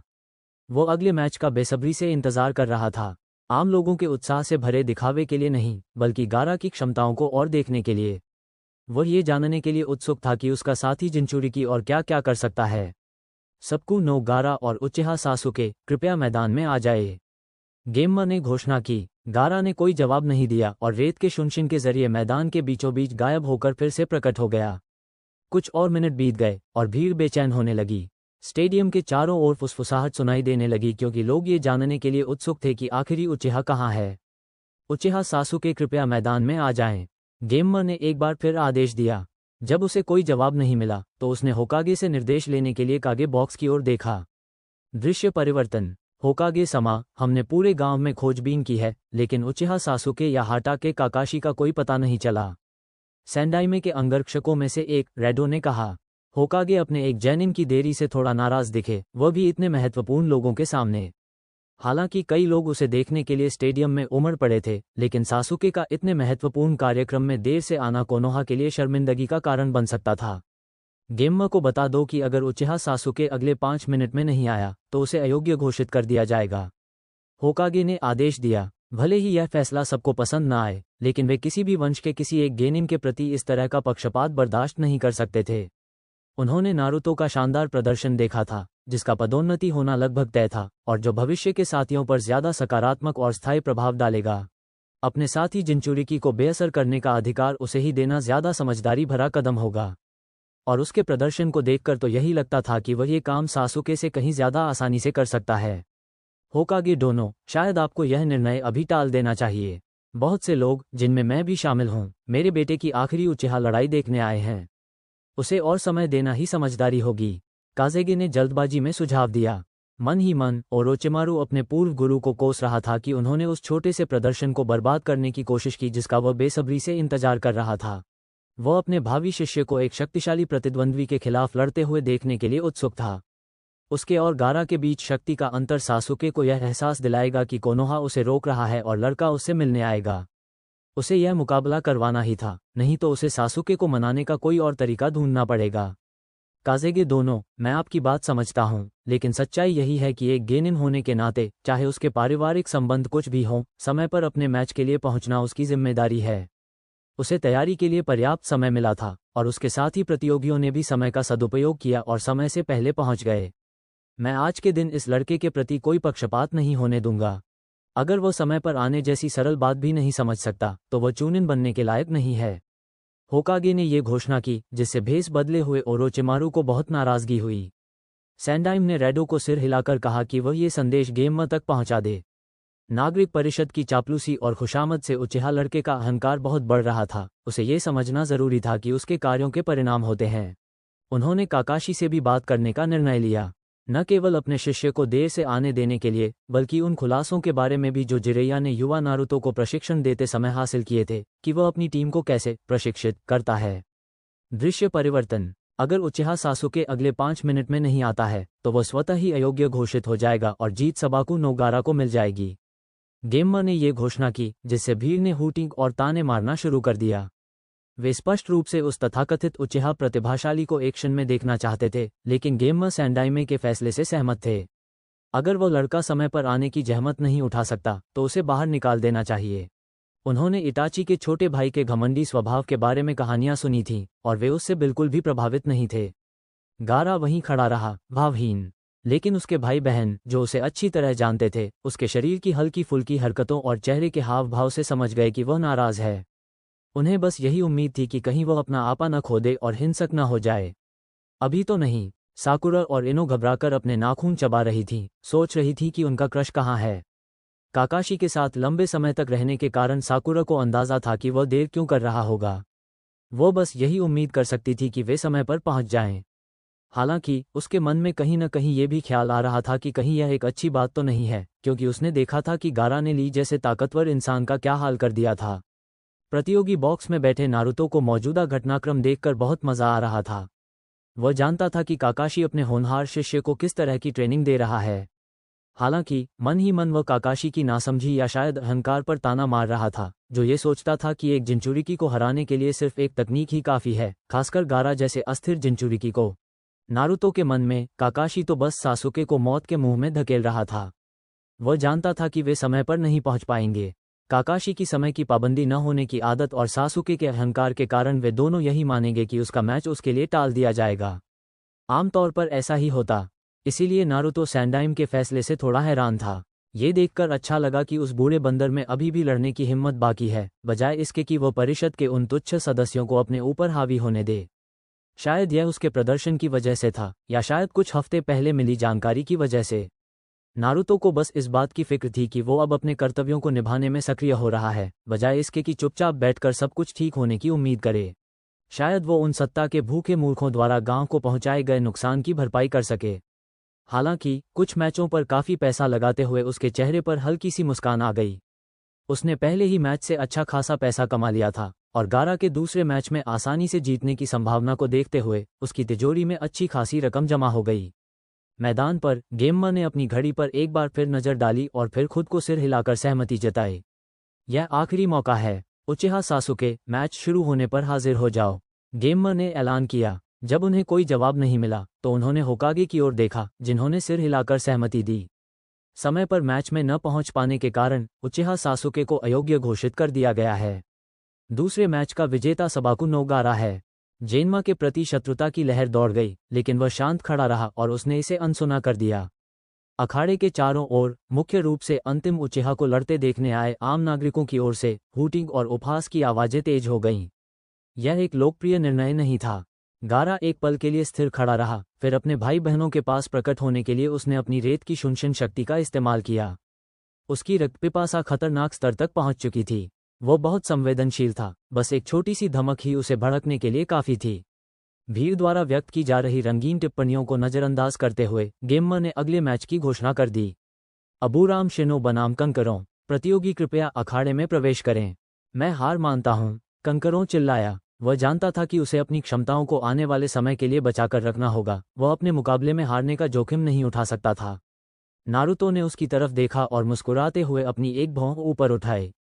सुनहरे बालों वाले उस चालाक लड़के की समझदारी भरी निगाहों को देखकर कंकरों को थोड़ा पसीना आने लगा। यहाँ तक कि शिकामाओ को भी थोड़ा शक होने लगा था। शिनो ने कोई बाहरी प्रतिक्रिया नहीं दी, हालांकि परिणाम से नाराज होकर उसका शरीर थोड़ा कांप उठा। अबूरा में शिनो को वॉकओवर से विजेता घोषित किया गया। उस घोषणा से दर्शकों की नाराजगी और भी बढ़ गई। अब तक उन्हें सिर्फ एक ही मैच देखने को मिला था, जो उनकी उम्मीदों पर खरा नहीं उतरा। अगला मैच तेमारी बनाम नारा शिकामाओ। तेमारी ने अपना पंखा खोला और अखाड़े की ओर तेजी से नीचे उतरी। वह जानती थी कि उसे गारा को थोड़ा शांत करने के लिए कुछ समय तो चाहिए ही, साथ ही उसे अपने गांव के लिए शक्ति प्रदर्शन भी करना था। जमीन पर पहुंचकर उसने अपना पंखा गाड़ा और शिकामाओ की ओर घमंडी नज़र से देखते हुए उसे चुनौती दी। उसकी उम्मीद भरी निगाहें देखकर शिकामाओ असहज महसूस करने लगा। अरे, ये इतनी उत्साहित क्यों हो रही है? असल में मुझे ही इतनी बार उसके मैच क्यों बदलने पड़ते हैं? धिक्कार है, मुझे भी दूसरे की तरह हार मान लेनी चाहिए। उसके मन में यही विचार आ रहे थे। शिकामाओ को लंबे समय से जानने के कारण नारुतो ने अपने पूर्व सहपाठी में दिख रहे संकेतों को पहचान लिया। ये जानते हुए कि उसे थोड़ा प्रोत्साहन देना होगा, नारुतो ने शिकामाओ की पैंट की कमर पकड़कर उसे रेलिंग के ऊपर से खींच लिया और नीचे अखाड़े में गिरा दिया। शिकामाओ ने अपनी पिछली स्थिति की ओर देखा तो उसे शांत भाव से मुस्कुराता हुआ नारुतो शुभकामनाओं के लिए हाथ हिलाता हुआ दिखाई दिया। उसने उस रहस्यमय सुनहरे बालों वाले लड़के को कोसते हुए कहा कि उसने उसे इस स्थिति में डाल दिया है। अगर वह अपने प्रतिद्वंदी से लड़ने से पहले ही आत्मसमर्पण कर देता तो ये कितना आसान होता, क्योंकि उसका प्रतिद्वंदी किसी कारणवश स्पष्ट रूप से जोश में था। जब वो अखाड़े के किनारे पीठ के बल लेटा हुआ था, तभी दर्शक मैदान पर तरह तरह का कचरा फेंकने लगे। यह आखिरी उचिहा के अयोग्य घोषित होने के विरोध में था या फिर इस मैच में उनकी कोई दिलचस्पी या उम्मीद नहीं थी, यह कोई भी अनुमान लगा सकता था। शिकामाओ ने इसे पूरी तरह से नज़रअंदाज कर दिया और बस वहीं लेटा रहा, बादलों को निहारता रहा। ऐसा लगता है कि वे सासुके के मैच का बेसब्री से इंतजार कर रहे थे और अब उन्हें किसी अनजान पहलवान का मैच देखना पड़ेगा। उन्होंने अनुमान लगाया, जब किसी को इस मैच से कोई उम्मीद ही नहीं है तो इसे लड़ने का कोई मतलब नहीं है। ये क्या, तुम भी हार मान लोगे? तेमारी ने ताना मारा। जब उसे एहसास हुआ कि वो उसकी बात अनसुनी कर रहा है तो उसने गुस्से से अपनी आंखें सिकोड़ लीं। अगर तुम हमला नहीं करोगे तो मैं करूंगी, उसने चिल्लाते हुए उस पर झपट्टा मारा और गेम्मा की इस चेतावनी को अनसुना कर दिया कि मैच अभी आधिकारिक तौर पर शुरू नहीं हुआ है। वो इसके बारे में बहुत उत्साहित लग रही है। शिकामाओ ने आलस भरे लहजे में टिप्पणी की और अपनी जेबें टटोलते हुए 2 कुनाई निकालीं। उसके पास ज्यादा समय नहीं था, क्योंकि तेमारी उसके पास पहुंच गई और हवा में उछलकर अपने पंखे को हथौड़े की तरह नीचे पटका, जिससे वह जमीन का छोटा सा हिस्सा चकनाचूर हो गया जिस पर वह लेटा हुआ था। जब धूल छटी तो वह ये देखकर हैरान रह गई कि वह गायब हो गया था। जब उसने ऊपर देखा तो उसने उसे दीवार के सहारे खड़ा पाया और उसने दीवार में धंसे हुए 2 कुनाई का सहारा लिया हुआ था। मुझे परवाह नहीं कि मैं चूनिन बन पाऊंगा या नहीं, लेकिन एक आदमी औरत से हार नहीं सकता। मुझे लगता है कि मैं लड़ूंगा, शिकामाओ ने घोषणा की। उसकी बात सुनकर तेमारी गुस्से से लाल हो उठी। क्रोध और घृणा से उसका चेहरा लाल हो गया था। नारुतो के हाथ की हथेली उसके चेहरे पर पड़ते ही उसकी आवाज़ लगभग सुनाई दे रही थी। शिकामाओ की मूर्खता पर अफसोस करते हुए वह मन ही मन कराह उठा। एक औरत से, खासकर तेमारी जैसी शक्तिशाली कुनोइची से, ऐसी टिप्पणी करने वाला वह सबसे बड़ा मूर्ख ही हो सकता था। उसने मानो अपनी मौत को दावत दे दी थी। ऊपर से नारुतो के दिमाग में दुनिया की सबसे शक्तिशाली हस्ती, जो कि एक महिला थी और वह भी बेहद स्वाभिमानी, की गूंज सुनाई दे रही थी, जो शिकामाओ की लिंगभेदी टिप्पणियों पर उसे गालियां दे रही थी। वो निकम्मा छोटा कमीना, मुझे छोड़ो, मैं उसका लिंग फाड़कर उसके गले में ठूंस दूंगी। वो लिंगभेदी कमीना, वो गुस्से से चिल्लाई। और भी बहुत सारी गंदी गालियां दी जा रही थीं, लेकिन नारुतो ने अपनी समझदारी और मासूमियत के लिए उसकी बातों पर ध्यान नहीं दिया। उसने अखाड़े में चारों ओर देखा और पाया कि भीड़ में मौजूद कई महिलाएं शिकामाओ को खतरनाक निगाहों से देख रही थीं। साफ तौर पर उनके मन में उसे गंभीर नुकसान पहुंचाने का इरादा था। उसने अनको को कुनाई चाटते हुए भी देखा, लेकिन चूंकि वह अक्सर ऐसा करती थी, इसलिए वह ठीक से समझ नहीं पा रहा था कि यह शिकामाओ की टिप्पणियों की वजह से था या उसे कुनाई चाटना पसंद था। ये साफ था कि शिकामाओ महिलाओं के बीच काफी लोकप्रिय हो गया था, बल्कि उनमें से ज्यादातर तो तेमारी से उसकी पिटाई करवाने की उम्मीद कर रही थीं। नारुतो अपने दोस्त और महिलाओं के साथ उसकी परेशानियों पर मन ही मन मुस्कुराया। उसे इस स्थिति से निकलने की कोशिश करते देखना मजेदार होगा। इसके बाद जो कुछ हुआ, उसे शब्दों में कहें तो चूहे बिल्ली का खेल शुरू हो गया।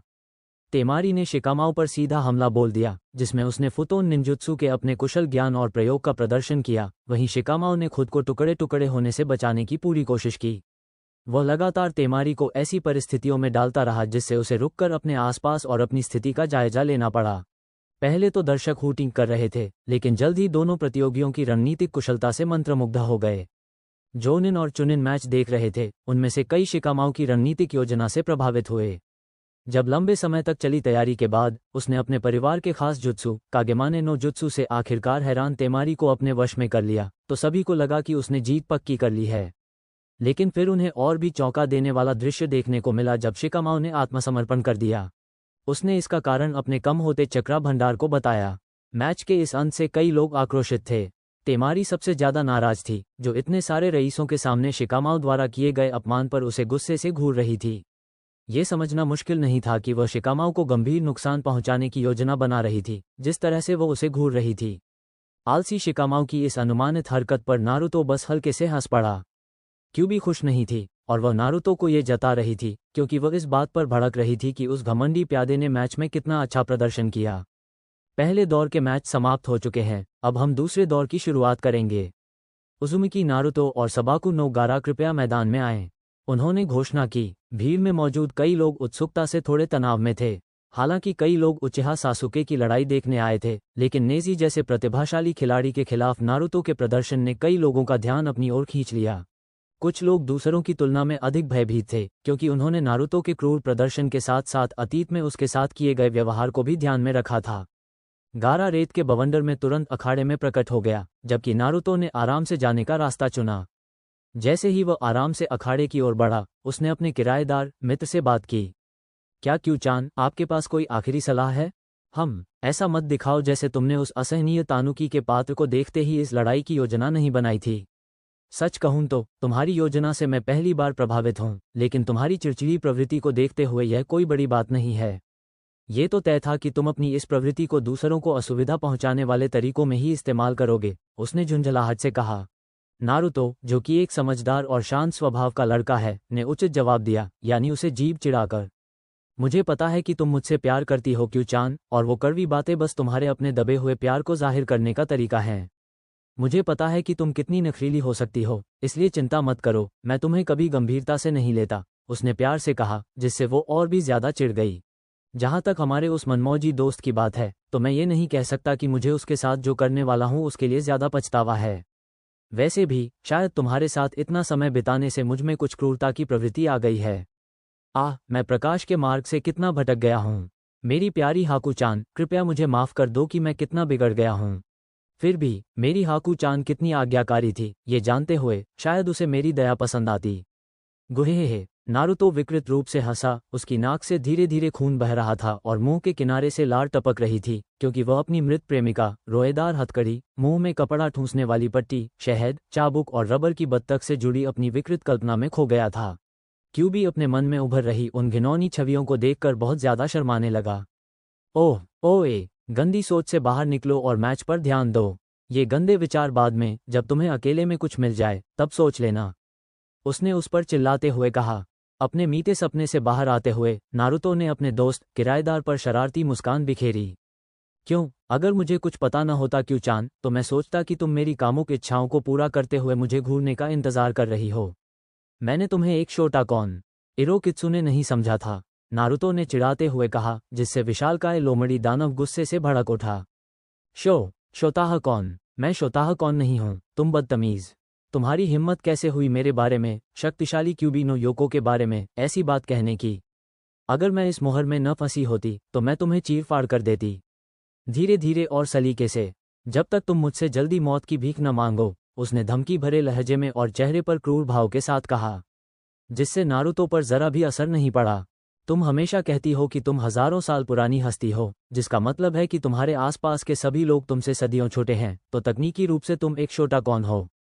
और मैंने तुम्हें ये कहते हुए नहीं सुना कि तुम एक विकृत मानसिकता वाली नहीं हो, उसने घमंड से कहा, जिससे वह अपने शरीर पर बेकाबू होकर भड़क उठी।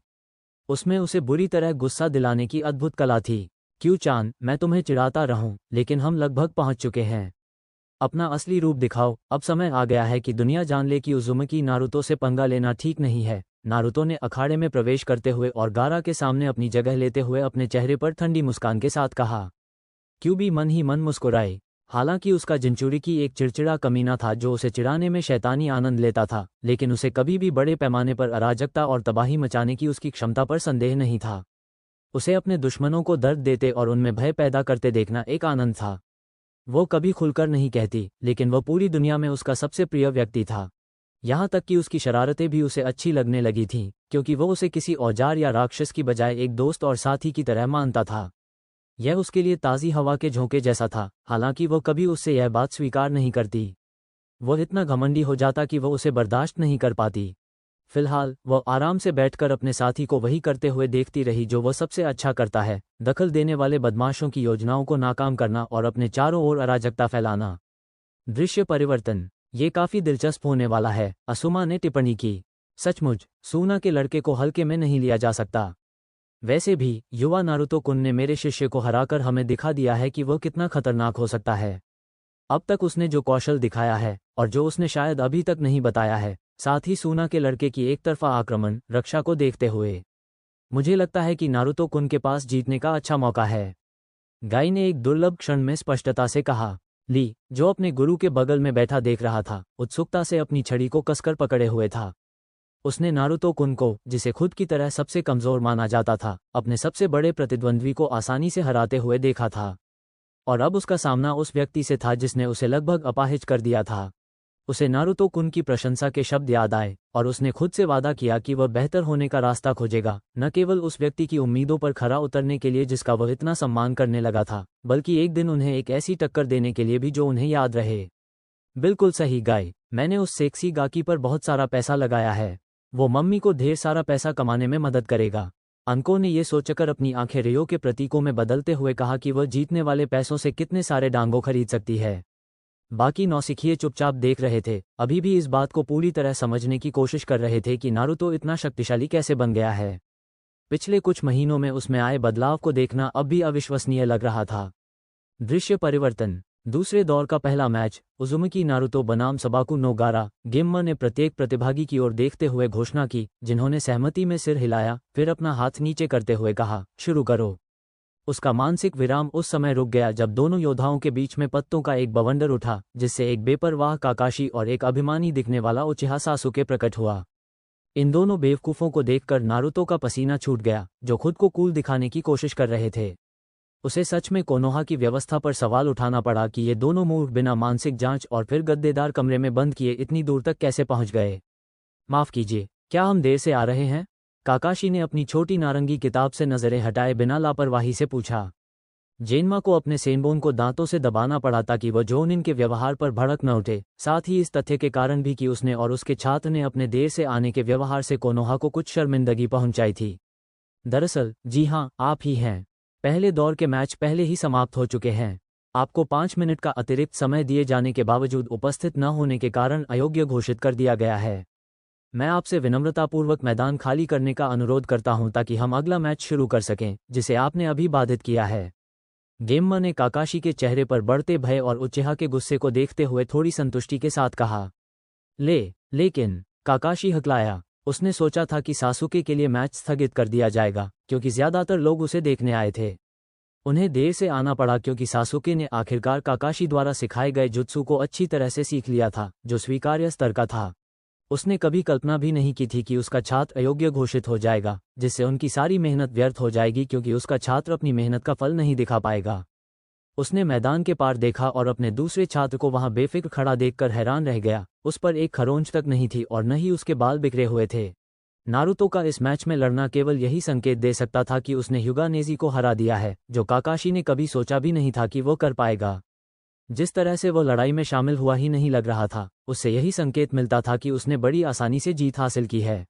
उसके मन के एक छोटे से हिस्से में ये सवाल उठा कि क्या उसने सासुके के प्रशिक्षण पर मुख्य रूप से ध्यान केंद्रित करके कोई गलती की है, लेकिन उसने फैसला किया कि अपने विकल्पों पर विचार करने का कोई फायदा नहीं है। सासुके तो गुस्से से आग बबूला था। उसे उम्मीद थी कि उसके आने तक वे लोग डटे रहेंगे। आखिर वो आखिरी उच्चचा था। गांव के लिए उसकी अहमियत उसे इतनी बार बताई गई थी कि उसकी हर बात मानना इस गांव का एक नियम सा बन गया था। एक ताकतवर प्रतिद्वंदी से लड़ने का मौका न मिलना उसे बहुत बुरा लगा और उसके भ्रम में यह और भी पक्का हो गया कि यह गांव उसे आगे बढ़ने से रोक रहा है। उसके मन में उस बूढ़े को हिम्मत दिखानी चाहिए थी कि वह अपना मुकाबला उसके आने तक टाल दे। उसने पीछे मुड़कर देखा और मुकाबले में उसकी जगह लेने वाले किसी भी हारे हुए को डराकर अपनी जगह उसे सौंपने के लिए तैयार था। तभी वो वहीं जम गया। उसकी नज़र सीधे नारुतो की चंचल आंखों में पड़ी। पिछले कुछ महीनों में उसने उस सुनहरे बालों वाले लड़के के साथ काफी समय बिताया था, उसकी मर्दांगी पर की गई हल्की फुल्की टिप्पणियों और अपमानजनक शरारतों को सहा था, जिनके पीछे उसका साथी होता था, हालांकि उसके पास इसका कोई सबूत नहीं था। नारुतो की मौजूदगी पर उसके शरीर की स्वाभाविक प्रतिक्रिया होने लगी थी। उसे उस गोरी लड़की की ज्यादा परवाह नहीं थी, लेकिन वह इतना समझदार था कि जानता था कि कब डरना चाहिए, और उसके शरीर का हर कण उसे कह रहा था कि वह तुरंत उस गोरी लड़की की नज़रों से दूर हो जाए। हालांकि वो अब भी हमेशा की तरह शांत और बेफिक्र दिख रहा था। उसके साथी में कुछ अलग सा था, और वह सहज रूप से जानता था कि अगर उसने अभी हंगामा किया तो उसका अंजाम अच्छा नहीं होगा। इसलिए, हालांकि उसे ये बिल्कुल पसंद नहीं था, उसने अपना स्वाभिमान निगल लिया, जो कोई छोटी बात नहीं थी, और खुद को तसल्ली दी कि वह भविष्य में उस गोरी लड़की को उसकी औकात दिखा देगा। दोनों घुसपैठियों के अखाड़े से बाहर निकलकर बाकी जोनिन और नौसिखियों के साथ अपनी जगह लेने के बाद गेम्मा ने एक बार फिर मैच शुरू करने की घोषणा करने के लिए अपनी जगह ले ली। उजुमिकी नारुतो बनाम सबाकु नो गारा, शुरू करो, उसने घोषणा की, और फिर शुनशिन नो जुत्सु का इस्तेमाल करते हुए उन दो दिग्गजों के रास्ते से हट गया जो आपस में भिड़ने वाले थे। अखाड़े में सन्नाटा छा गया। तनाव तेजी से बढ़ रहा था, हालांकि दोनों प्रतियोगियों में से कोई भी हिल नहीं रहा था। दर्शकों में से कुछ संवेदनशील लोग असहज महसूस करने लगे। गारा की जानलेवा मंशा पूरे स्टेडियम में फैलने लगी, जिसकी तीव्रता और प्रबलता ने कई लोगों को चौंका दिया। दूसरी ओर, नारुतो अपने प्रतिद्वंद्वी की धमकियों से बिल्कुल भी विचलित नहीं हुआ। वो हमेशा की तरह शांत दिख रहा था। उसने गारा की ओर मुस्कुराया, लगभग उपहास करते हुए, एक भौं ऊपर उठाकर, जैसे कोई माता पिता अपने नखरे करते बच्चे को देख रहे हों। इससे गारा और भी ज्यादा परेशान हो गया, और पहले से भी ज्यादा अस्थिर हो गया। उजुमिकी, माँ तुम्हारा खून पिएगी, तुम मेरे अस्तित्व को साबित करोगे? गारा ने नारुतो की ओर देखते हुए अपने चेहरे पर एक घिनौनी मुस्कान के साथ घोषणा की। नारुतो ने उस स्पष्ट रूप से अस्थिर लड़के को देखकर मजे में अपनी एक भौं ऊपर उठा ली। जिस तरह से वह नारुतो को डराने की कोशिश कर रहा था, वो लगभग प्यारा लग रहा था। अपनी माँ से कहना कि मुझे उनकी दिलचस्पी से बहुत खुशी हुई है, लेकिन खून खराबा मेरे लिए थोड़ा मुश्किल है। शायद पहले कुछ पुराने जमाने का BDSM, फिर धीरे धीरे आगे बढ़ेंगे, उसने नरमी से कहा, जिससे दर्शकों में बैठी कई औरतें शर्म से लाल हो गईं और उस आकर्षक गोरे लड़के के साथ खुद को आपत्तिजनक स्थितियों में कल्पना करने लगीं। उसकी प्रतिष्ठा इस स्थिति में उसकी मदद कर रही थी, ये देखते हुए कि वह गांव का बहिष्कृत व्यक्ति है, और साथ ही उसका नया रूप भी निखर रहा है। इसने उसे आम लड़कियों के साथ साथ कुछ कुनोइचियों के बीच भी थोड़ा बदमाश लड़का बना दिया था। उसने दर्शकों से एक जोरदार ताली सुनी जो शायद अंकों की थी।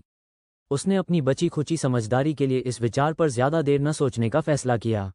उसे यह एहसास नहीं था कि उसकी किराएदार भी अपने मन में चल रही कल्पनाओं को देखकर शर्म से लाल हो गई थी।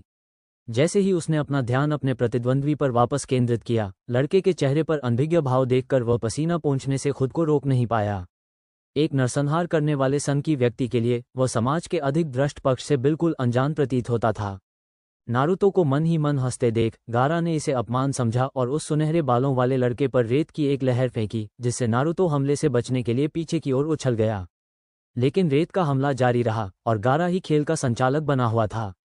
नारुतो ने बड़ी कुशलता और खूबसूरती से लगातार उस पर आ रही रेत की बौछार से खुद को बचाया, जिससे गारा चिढ़ गया और उसे लगा कि उसका शिकार उसे नीचा दिखा रहा है।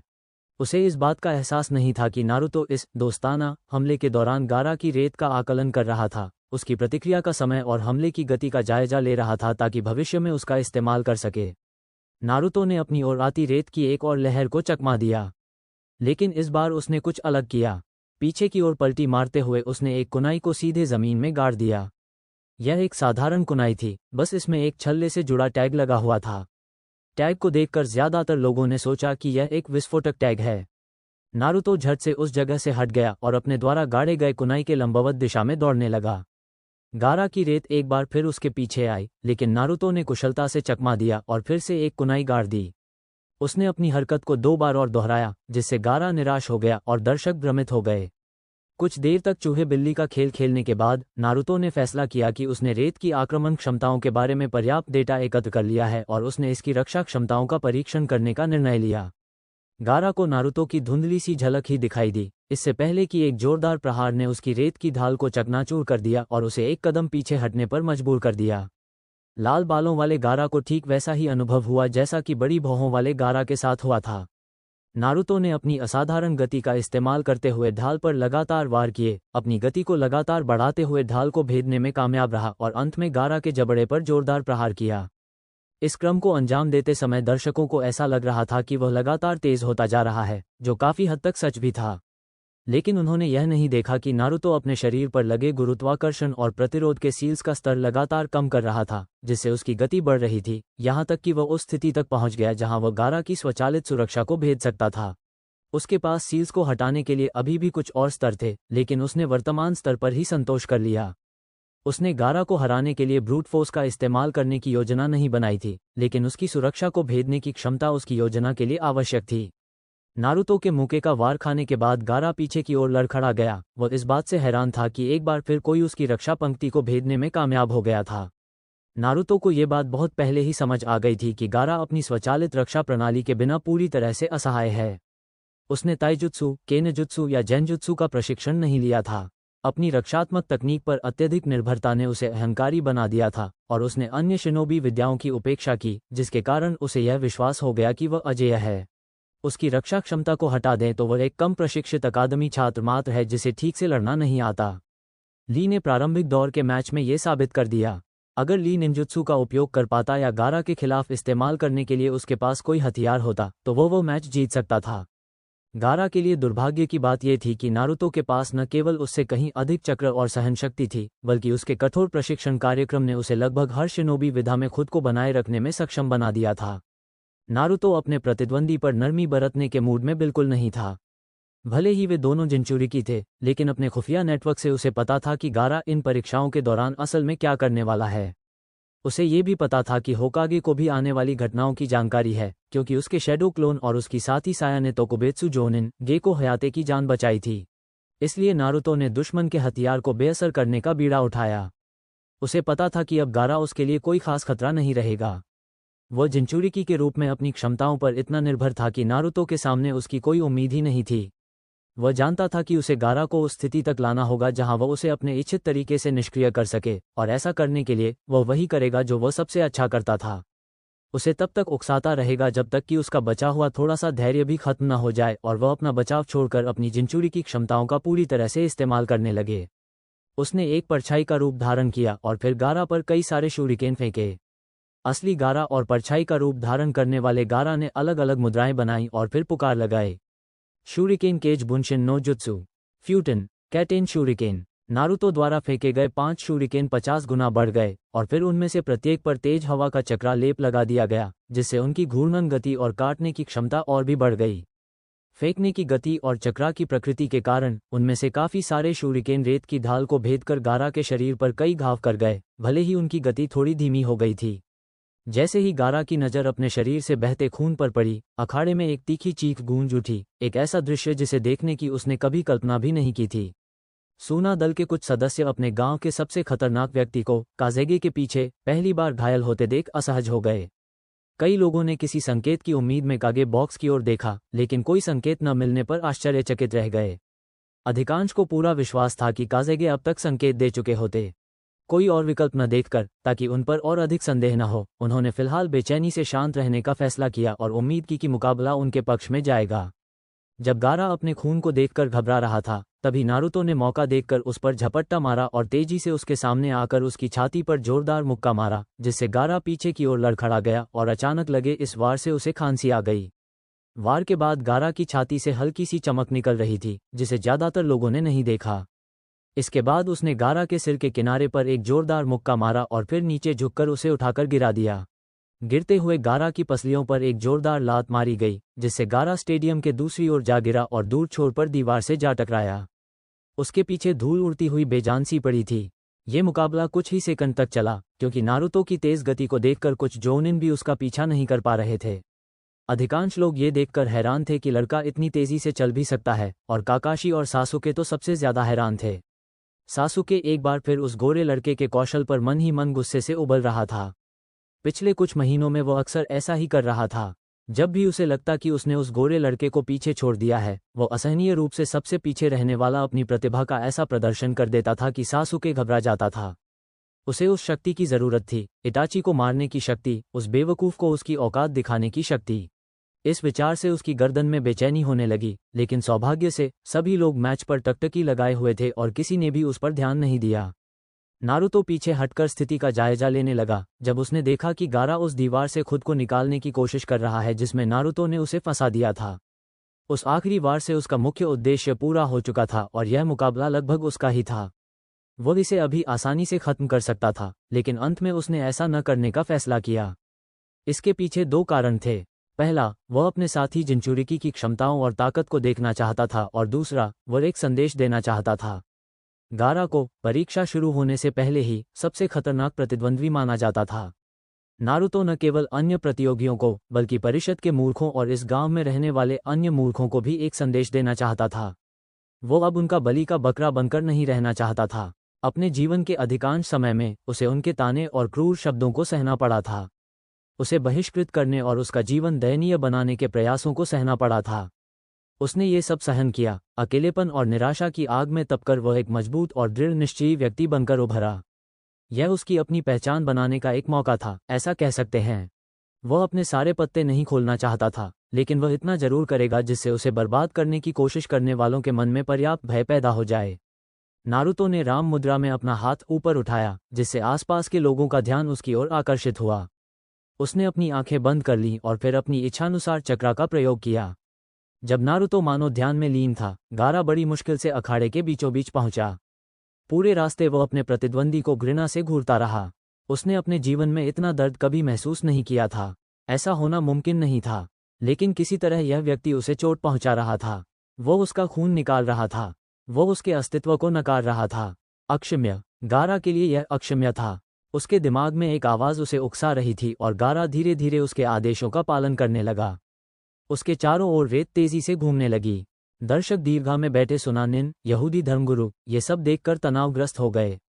वे सभी इस बात से भलीभांति परिचित थे कि आगे क्या होने वाला है। तेमारी ने प्रतिद्वंद्वी के बॉक्स की रेलिंग को इतनी जोर से पकड़ रखा था कि वह लगभग दबने ही वाली थी। उसने कागे बॉक्स की ओर देखा तो पाया कि अभी तक कोई संकेत नहीं दिया गया था। वो सोच रही थी कि काजेकागे किस बात का इंतजार कर रहे हैं।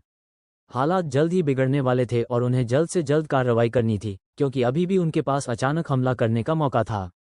ओरोचिमारू बड़ी उत्सुकता से देख रहा था।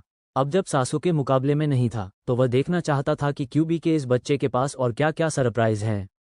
उसने मैच को लंबा खींचने दिया, इस उम्मीद में कि वह पिछले मैच की तरह कुछ चालें दिखाएगा, लेकिन अभी तक ऐसा नहीं हुआ था। वो काबुतो को आक्रमण शुरू करने का इशारा करने ही वाला था कि नारुतो ने उससे पहले ही बाजी मार ली। अखाड़े के बीचों बीच चुपचाप गुस्से में उबल रहे गारा के सामने नारुतो की आंखें अचानक खुल गईं। उसने तेजी से कई हस्त मुद्राएं बनाना शुरू कर दिया, जिन्हें वहां मौजूद कुछ लोग भी पहचान नहीं पाए, और अंत में उसने सर्प मुद्रा पर ध्यान केंद्रित किया। जैसे ही उसका चक्रा प्रज्वलित हुआ, उसके द्वारा पहले गाड़े गए कुनाई ने प्रतिक्रिया दी। पूर्व दिशा में स्थित कुनाई नीले रंग की चमक से जगमगा उठी। पश्चिम की ओर स्थित कुनाई सफ़ेद रोशनी से जगमगा उठी। दक्षिण की ओर स्थित कुनाई लाल रंग की रोशनी से जगमगा उठी। उत्तर दिशा की ओर स्थित कुनाई काले रंग से जगमगा उठी। अंत में गारा की छाती पीले रंग से जगमगा उठी। प्रत्येक रंग के साथ एक कांजी जापानी अक्षर भी दिया गया था। क्रमशः सेर्यू, बयाको, सुजाकू, जैनबू और कौर्यू। कई लोग अपनी सीटों से उठकर इस विचित्र घटना को देख रहे थे। रंगों का ये नज़ारा मंत्रमुग्ध कर देने वाला था। गारा वहीं जम गया था, अपनी मर्जी से नहीं बल्कि इसलिए कि नारुतो ने ऐसा कर दिया था। उज़ुमकी हिजुत्सु, पंचसूत्रीय राक्षसी दमन। नारुतो ने ताली बजाते हुए धीरे से कहा। इसका असर तुरंत दिखाई दिया। रंग आपस में झिलमिलाते हुए उस सीमा के चारों ओर घूमने लगे जिसे नारुतो ने मैच की शुरुआत में अपने कुनाई से बनाया था। वे तेजी से घूमने लगे और इस दौरान वे अपने लक्ष्य बिंदु की ओर बढ़ते गए। वो लक्ष्य था उनका मार्गदर्शक गारा। नहीं, दूर रहो, माँ, इसे दूर भगाओ। गारा चीख उठा जैसे ही रंग उसके करीब आने लगे। उसे सहज ही एहसास हो गया था कि कुछ गड़बड़ है और उसके शरीर का हर हिस्सा उसे भागने के लिए कह रहा था। लेकिन वो भाग नहीं सका और उसके पास अब समय भी नहीं था क्योंकि रंग उस पर टूट पड़े। गारा की चीख से अखाड़े में एक तेज रोशनी फैल गई। दर्शकों को अपनी आंखों को उसकी चमक से बचाने के लिए धंगना पड़ा। सेकंड धीरे धीरे बीतते गए और हर कोई सांस रोककर इस शानदार प्रदर्शन का नतीजा देखने का इंतजार कर रहा था।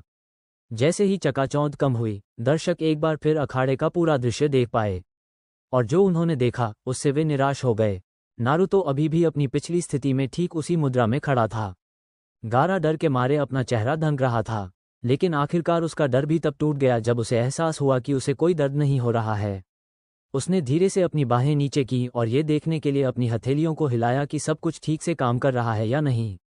आखिरकार जब उसे पता चला कि उसे कोई चोट नहीं आई है तो वह शांत हो गया। उसने धीरे से अखाड़े के उस पार नारुतो की ओर देखा और तभी वह अचानक जम गया। जो कुछ वह सुन रहा था, या यूं कहें कि जो कुछ वह नहीं सुन रहा था, उसे सुनकर उसकी आंखें हैरानी से चौड़ी हो गईं। नारुतो ने सहजता से अपनी मुद्रा ढीली की और अपनी सामान्य स्थिति में आ गया। उसकी पीठ सीधी थी और वह गारा को शांत भाव से देख रहा था। लेकिन अगर आप गौर से देखते तो उसकी आंखों में शरारत झलकती। नारुतो धीरे से झुका और एक छोटा पत्थर उठाकर उसे कुछ बार हवा में उछाला। उसने गारा की ओर मुस्कुराया और लापरवाही से पत्थर उसकी ओर फेंक दिया। चूनिन परीक्षा के इतिहास में किसी ने भी इतना सहज पत्थर नहीं फेंका था। यहाँ तक कि दर्शकों में सबसे धीमे व्यक्ति को भी पत्थर की गति का अंदाजा हो गया था क्योंकि वह धीरे धीरे हवा में तैर रहा था। ऐसा लग रहा था मानो समय धीमी गति से चल रहा हो जब उन्होंने पत्थर को हवा में धीरे धीरे तैरते हुए देखा और अंत में वह गारा के सिर के ऊपर जा गिरा और बिना किसी नुकसान के उछल गया। दर्शकों में मौजूद धीमे समझ वाले लोगों के लिए उस घटना का कोई खास मतलब नहीं था। उनमें से अधिकतर लोगों के चेहरे अब भी उलझन भरे थे, लेकिन समझदार सदस्यों के लिए इसके परिणाम उन पर किसी मालगाड़ी की तरह आ गिरे। गारा के चेहरे पर दिख रहे घोर भय और दहशत ने इस निष्कर्ष को और पुख्ता कर दिया। उसकी स्वचालित सुरक्षा प्रणाली सक्रिय नहीं हुई। उसकी सबसे बड़ी सुरक्षा ही पंगु हो गई थी। गारा एक आसान शिकार था। गारा मानसिक रूप से बुरी तरह टूट रहा था। उसे अपनी माँ की आवाज़ सुनाई नहीं दे रही थी। होश में आने के बाद पहली बार उसे अपनी माँ की आवाज़ सुनाई दे रही थी। उसकी सबसे बड़ी सुरक्षा भी काम नहीं कर रही थी। वो इतना बेसुध था कि उसने ये भी जांचने की जहमत नहीं उठाई कि क्या उसकी रेत को नियंत्रित करने की शक्ति अभी भी काम कर रही है या नहीं। नारुतो ने बस उसे देखा। उसके मन में उसके किए पर थोड़ी सी दया आई, पर उसके मन के बड़े हिस्से को इससे कोई फर्क नहीं पड़ा। फिलहाल यही उसके छोटे से गांव के लिए सबसे बड़ा खतरा था। वो किसी भी तानुकी को अपने इलाके में उत्पात मचाने नहीं दे सकता था। वो अपने गांव के लक्ष्य को पूरा करने के लिए 8 पूंछों के मामले में बहुत छोटा था। शायद तुम मेरी बात नहीं सुन पाओगे। तुम्हें सदमा लग रहा होगा। मैं चाहता हूं कि तुम जानो, इससे तुम्हें मुझसे कहीं ज्यादा तकलीफ होगी, नारुतो ने कहा। उसके चेहरे पर पीड़ा के भाव उभर आए। वो इतना अच्छा अभिनय कर रहा था कि ज्यादातर दर्शकों को समझ नहीं आया कि वो सच में पछता रहा है या सिर्फ गारा का मजाक उड़ा रहा है। वैसे असल में वो मजाक ही था। मैं तुम्हें इज्जत का सबक सिखाने वाला हूँ। ये सबक तुम्हें बहुत पहले ही मिल जाना चाहिए था, लेकिन एक निकम्मे बाप की वजह से ऐसे ज़रूरी सबक कभी नहीं मिल पाते। जो मार तुम खाने वाले हो वो तुम्हारी जिंदगी की सबसे बेरहम मार होगी। अगर तुम मेरे किए के बाद भी होश में रहे तो मुझे यकीन है कि हम अच्छे दोस्त बन सकते हैं, नारुतो ने कहा। तुम बहुत दिनों से सो रहे थे, अब जागने का समय है। इतना कहने के बाद नारुतो ने अपनी जगह से एक साधारण कुनाई को सीधे हवा में उछाला और फिर वहां से गायब हो गया। जैसे ही नारुतो ने अपना भाषण समाप्त किया और कुनाई को ऊपर उछाला, ओरोचिमारू को एहसास हुआ कि उसने शायद बहुत देर कर दी है। आखिरकार उसने काबुतो को आक्रमण शुरू करने का इशारा किया, लेकिन बहुत देर हो चुकी थी। नारुतो अचानक गारा के सामने आ गया और जोरदार टक्कर मारकर उसकी नाक तोड़ दी। गारा दर्द से चीख उठा, लेकिन उसे इस दर्द को महसूस करने का समय ही नहीं मिला क्योंकि उसके शरीर के अलग अलग हिस्सों में दर्द होने लगा। नारुतो फिर से गायब हो गया और गारा के पीछे प्रकट होकर उसकी रीढ़ की हड्डी पर कोहनी से वार किया। नारुतो ने गारा के दाहिने घुटने पर लात मारी, जिससे वो टूट गया। गारा दर्द से चीखना चाहता था, लेकिन नारुतो ने उसके सिर के पिछले हिस्से को पकड़कर अपने घुटने पर पटक दिया, जिससे उसका चेहरा और भी बुरी तरह से घायल हो गया। नारुतो ने अपना बचाव किया और उसकी असुरक्षित छाती पर 5 तेज लेकिन शक्तिशाली मुक्के मारे। जैसे ही गारा दर्द से कराहते हुए पीछे हटा, नारुतो ने अपनी मध्यमा और तर्जनी उंगली के सिरों को सीधे गारा के गले में घुसा दिया, जिससे उसकी सांस रुक गई। इस समय गारा किसी खून से लथपथ मांस के टुकड़े जैसा लग रहा था। उसकी दाहिनी आंख सूजी हुई थी और बंद हो गई थी। उसका होंठ बुरी तरह फट गया था। उसकी नाक कम से कम 3 जगह से टूटी हुई थी। उसके दाहिने घुटने की हड्डी टूट गई थी। उसका चेहरा खून से सना हुआ था और पूरे शरीर पर चोट के निशान थे। यह उसके जीवन का सबसे तीव्र दर्द था। उसे दर्द के स्रोत भी समझ नहीं आ रहे थे। ऐसा लग रहा था मानो सारे दर्द एक साथ मिलकर एक भीषण मार का रूप ले चुके हों। ये सब कुछ ही सेकंडों में घट गया। नारुतो अपनी मूल स्थिति में वापस आ गया और उसने अपना हाथ बढ़ाकर उस कुनाई को पकड़ लिया जिसे उसने पहले हवा में उछाला था। दर्शकों में से अधिकांश के लिए ये सब धुंधला सा था। उन्होंने बस नारुतो को कुनाई हवा में उछालते और उसे पकड़ते देखा, लेकिन गारा उसके बाद ऐसे लग रहा था जैसे उसे किसी चक्की में पीस दिया गया हो। यह उनके लिए बेहद उलझन भरा था। दर्शकों में से जो अधिक अनुभवी थे, उन्हें ये सब समझने में कोई परेशानी नहीं हुई। कुछ लोगों को तो आंखें बंद करके उस बेरहमी से हुई पिटाई को देखकर दर्द से कराहना पड़ा। अनको को देखकर ऐसा लग रहा था जैसे उसे चरम सुख का अनुभव हो रहा हो। इसी समय ओरोचिमारू आखिरकार काबुतो को संकेत भेजने में कामयाब हो गया। संकेत भेजने में उसे कुछ ही सेकंड लगे, लेकिन तब तक बहुत देर हो चुकी थी। जब तक काबुतो ने हस्तरेखा बनाना शुरू किया, तब तक और भी कीमती सेकंड बर्बाद हो चुके थे। नारुतो ने इस समय का भरपूर फायदा उठाया। नारुतो ने लड़खड़ाते हुए गारा की बची हुई एक आंख में सीधे देखा। उस आंख में शुद्ध भय झलक रहा था। नारुतो ने उस पर धूर्तता भरी मुस्कान बिखेरी और फिर तेजी से 3 हस्त मुद्राएं बनाईं। मूल पाप। गारा का शरीर अकड़ गया। इससे पहले कि उसकी आंखें भय से चौड़ी हो गईं, उसका मुंह एक खामोश चीख के साथ खुला रह गया और उसका शरीर लुढ़क गया।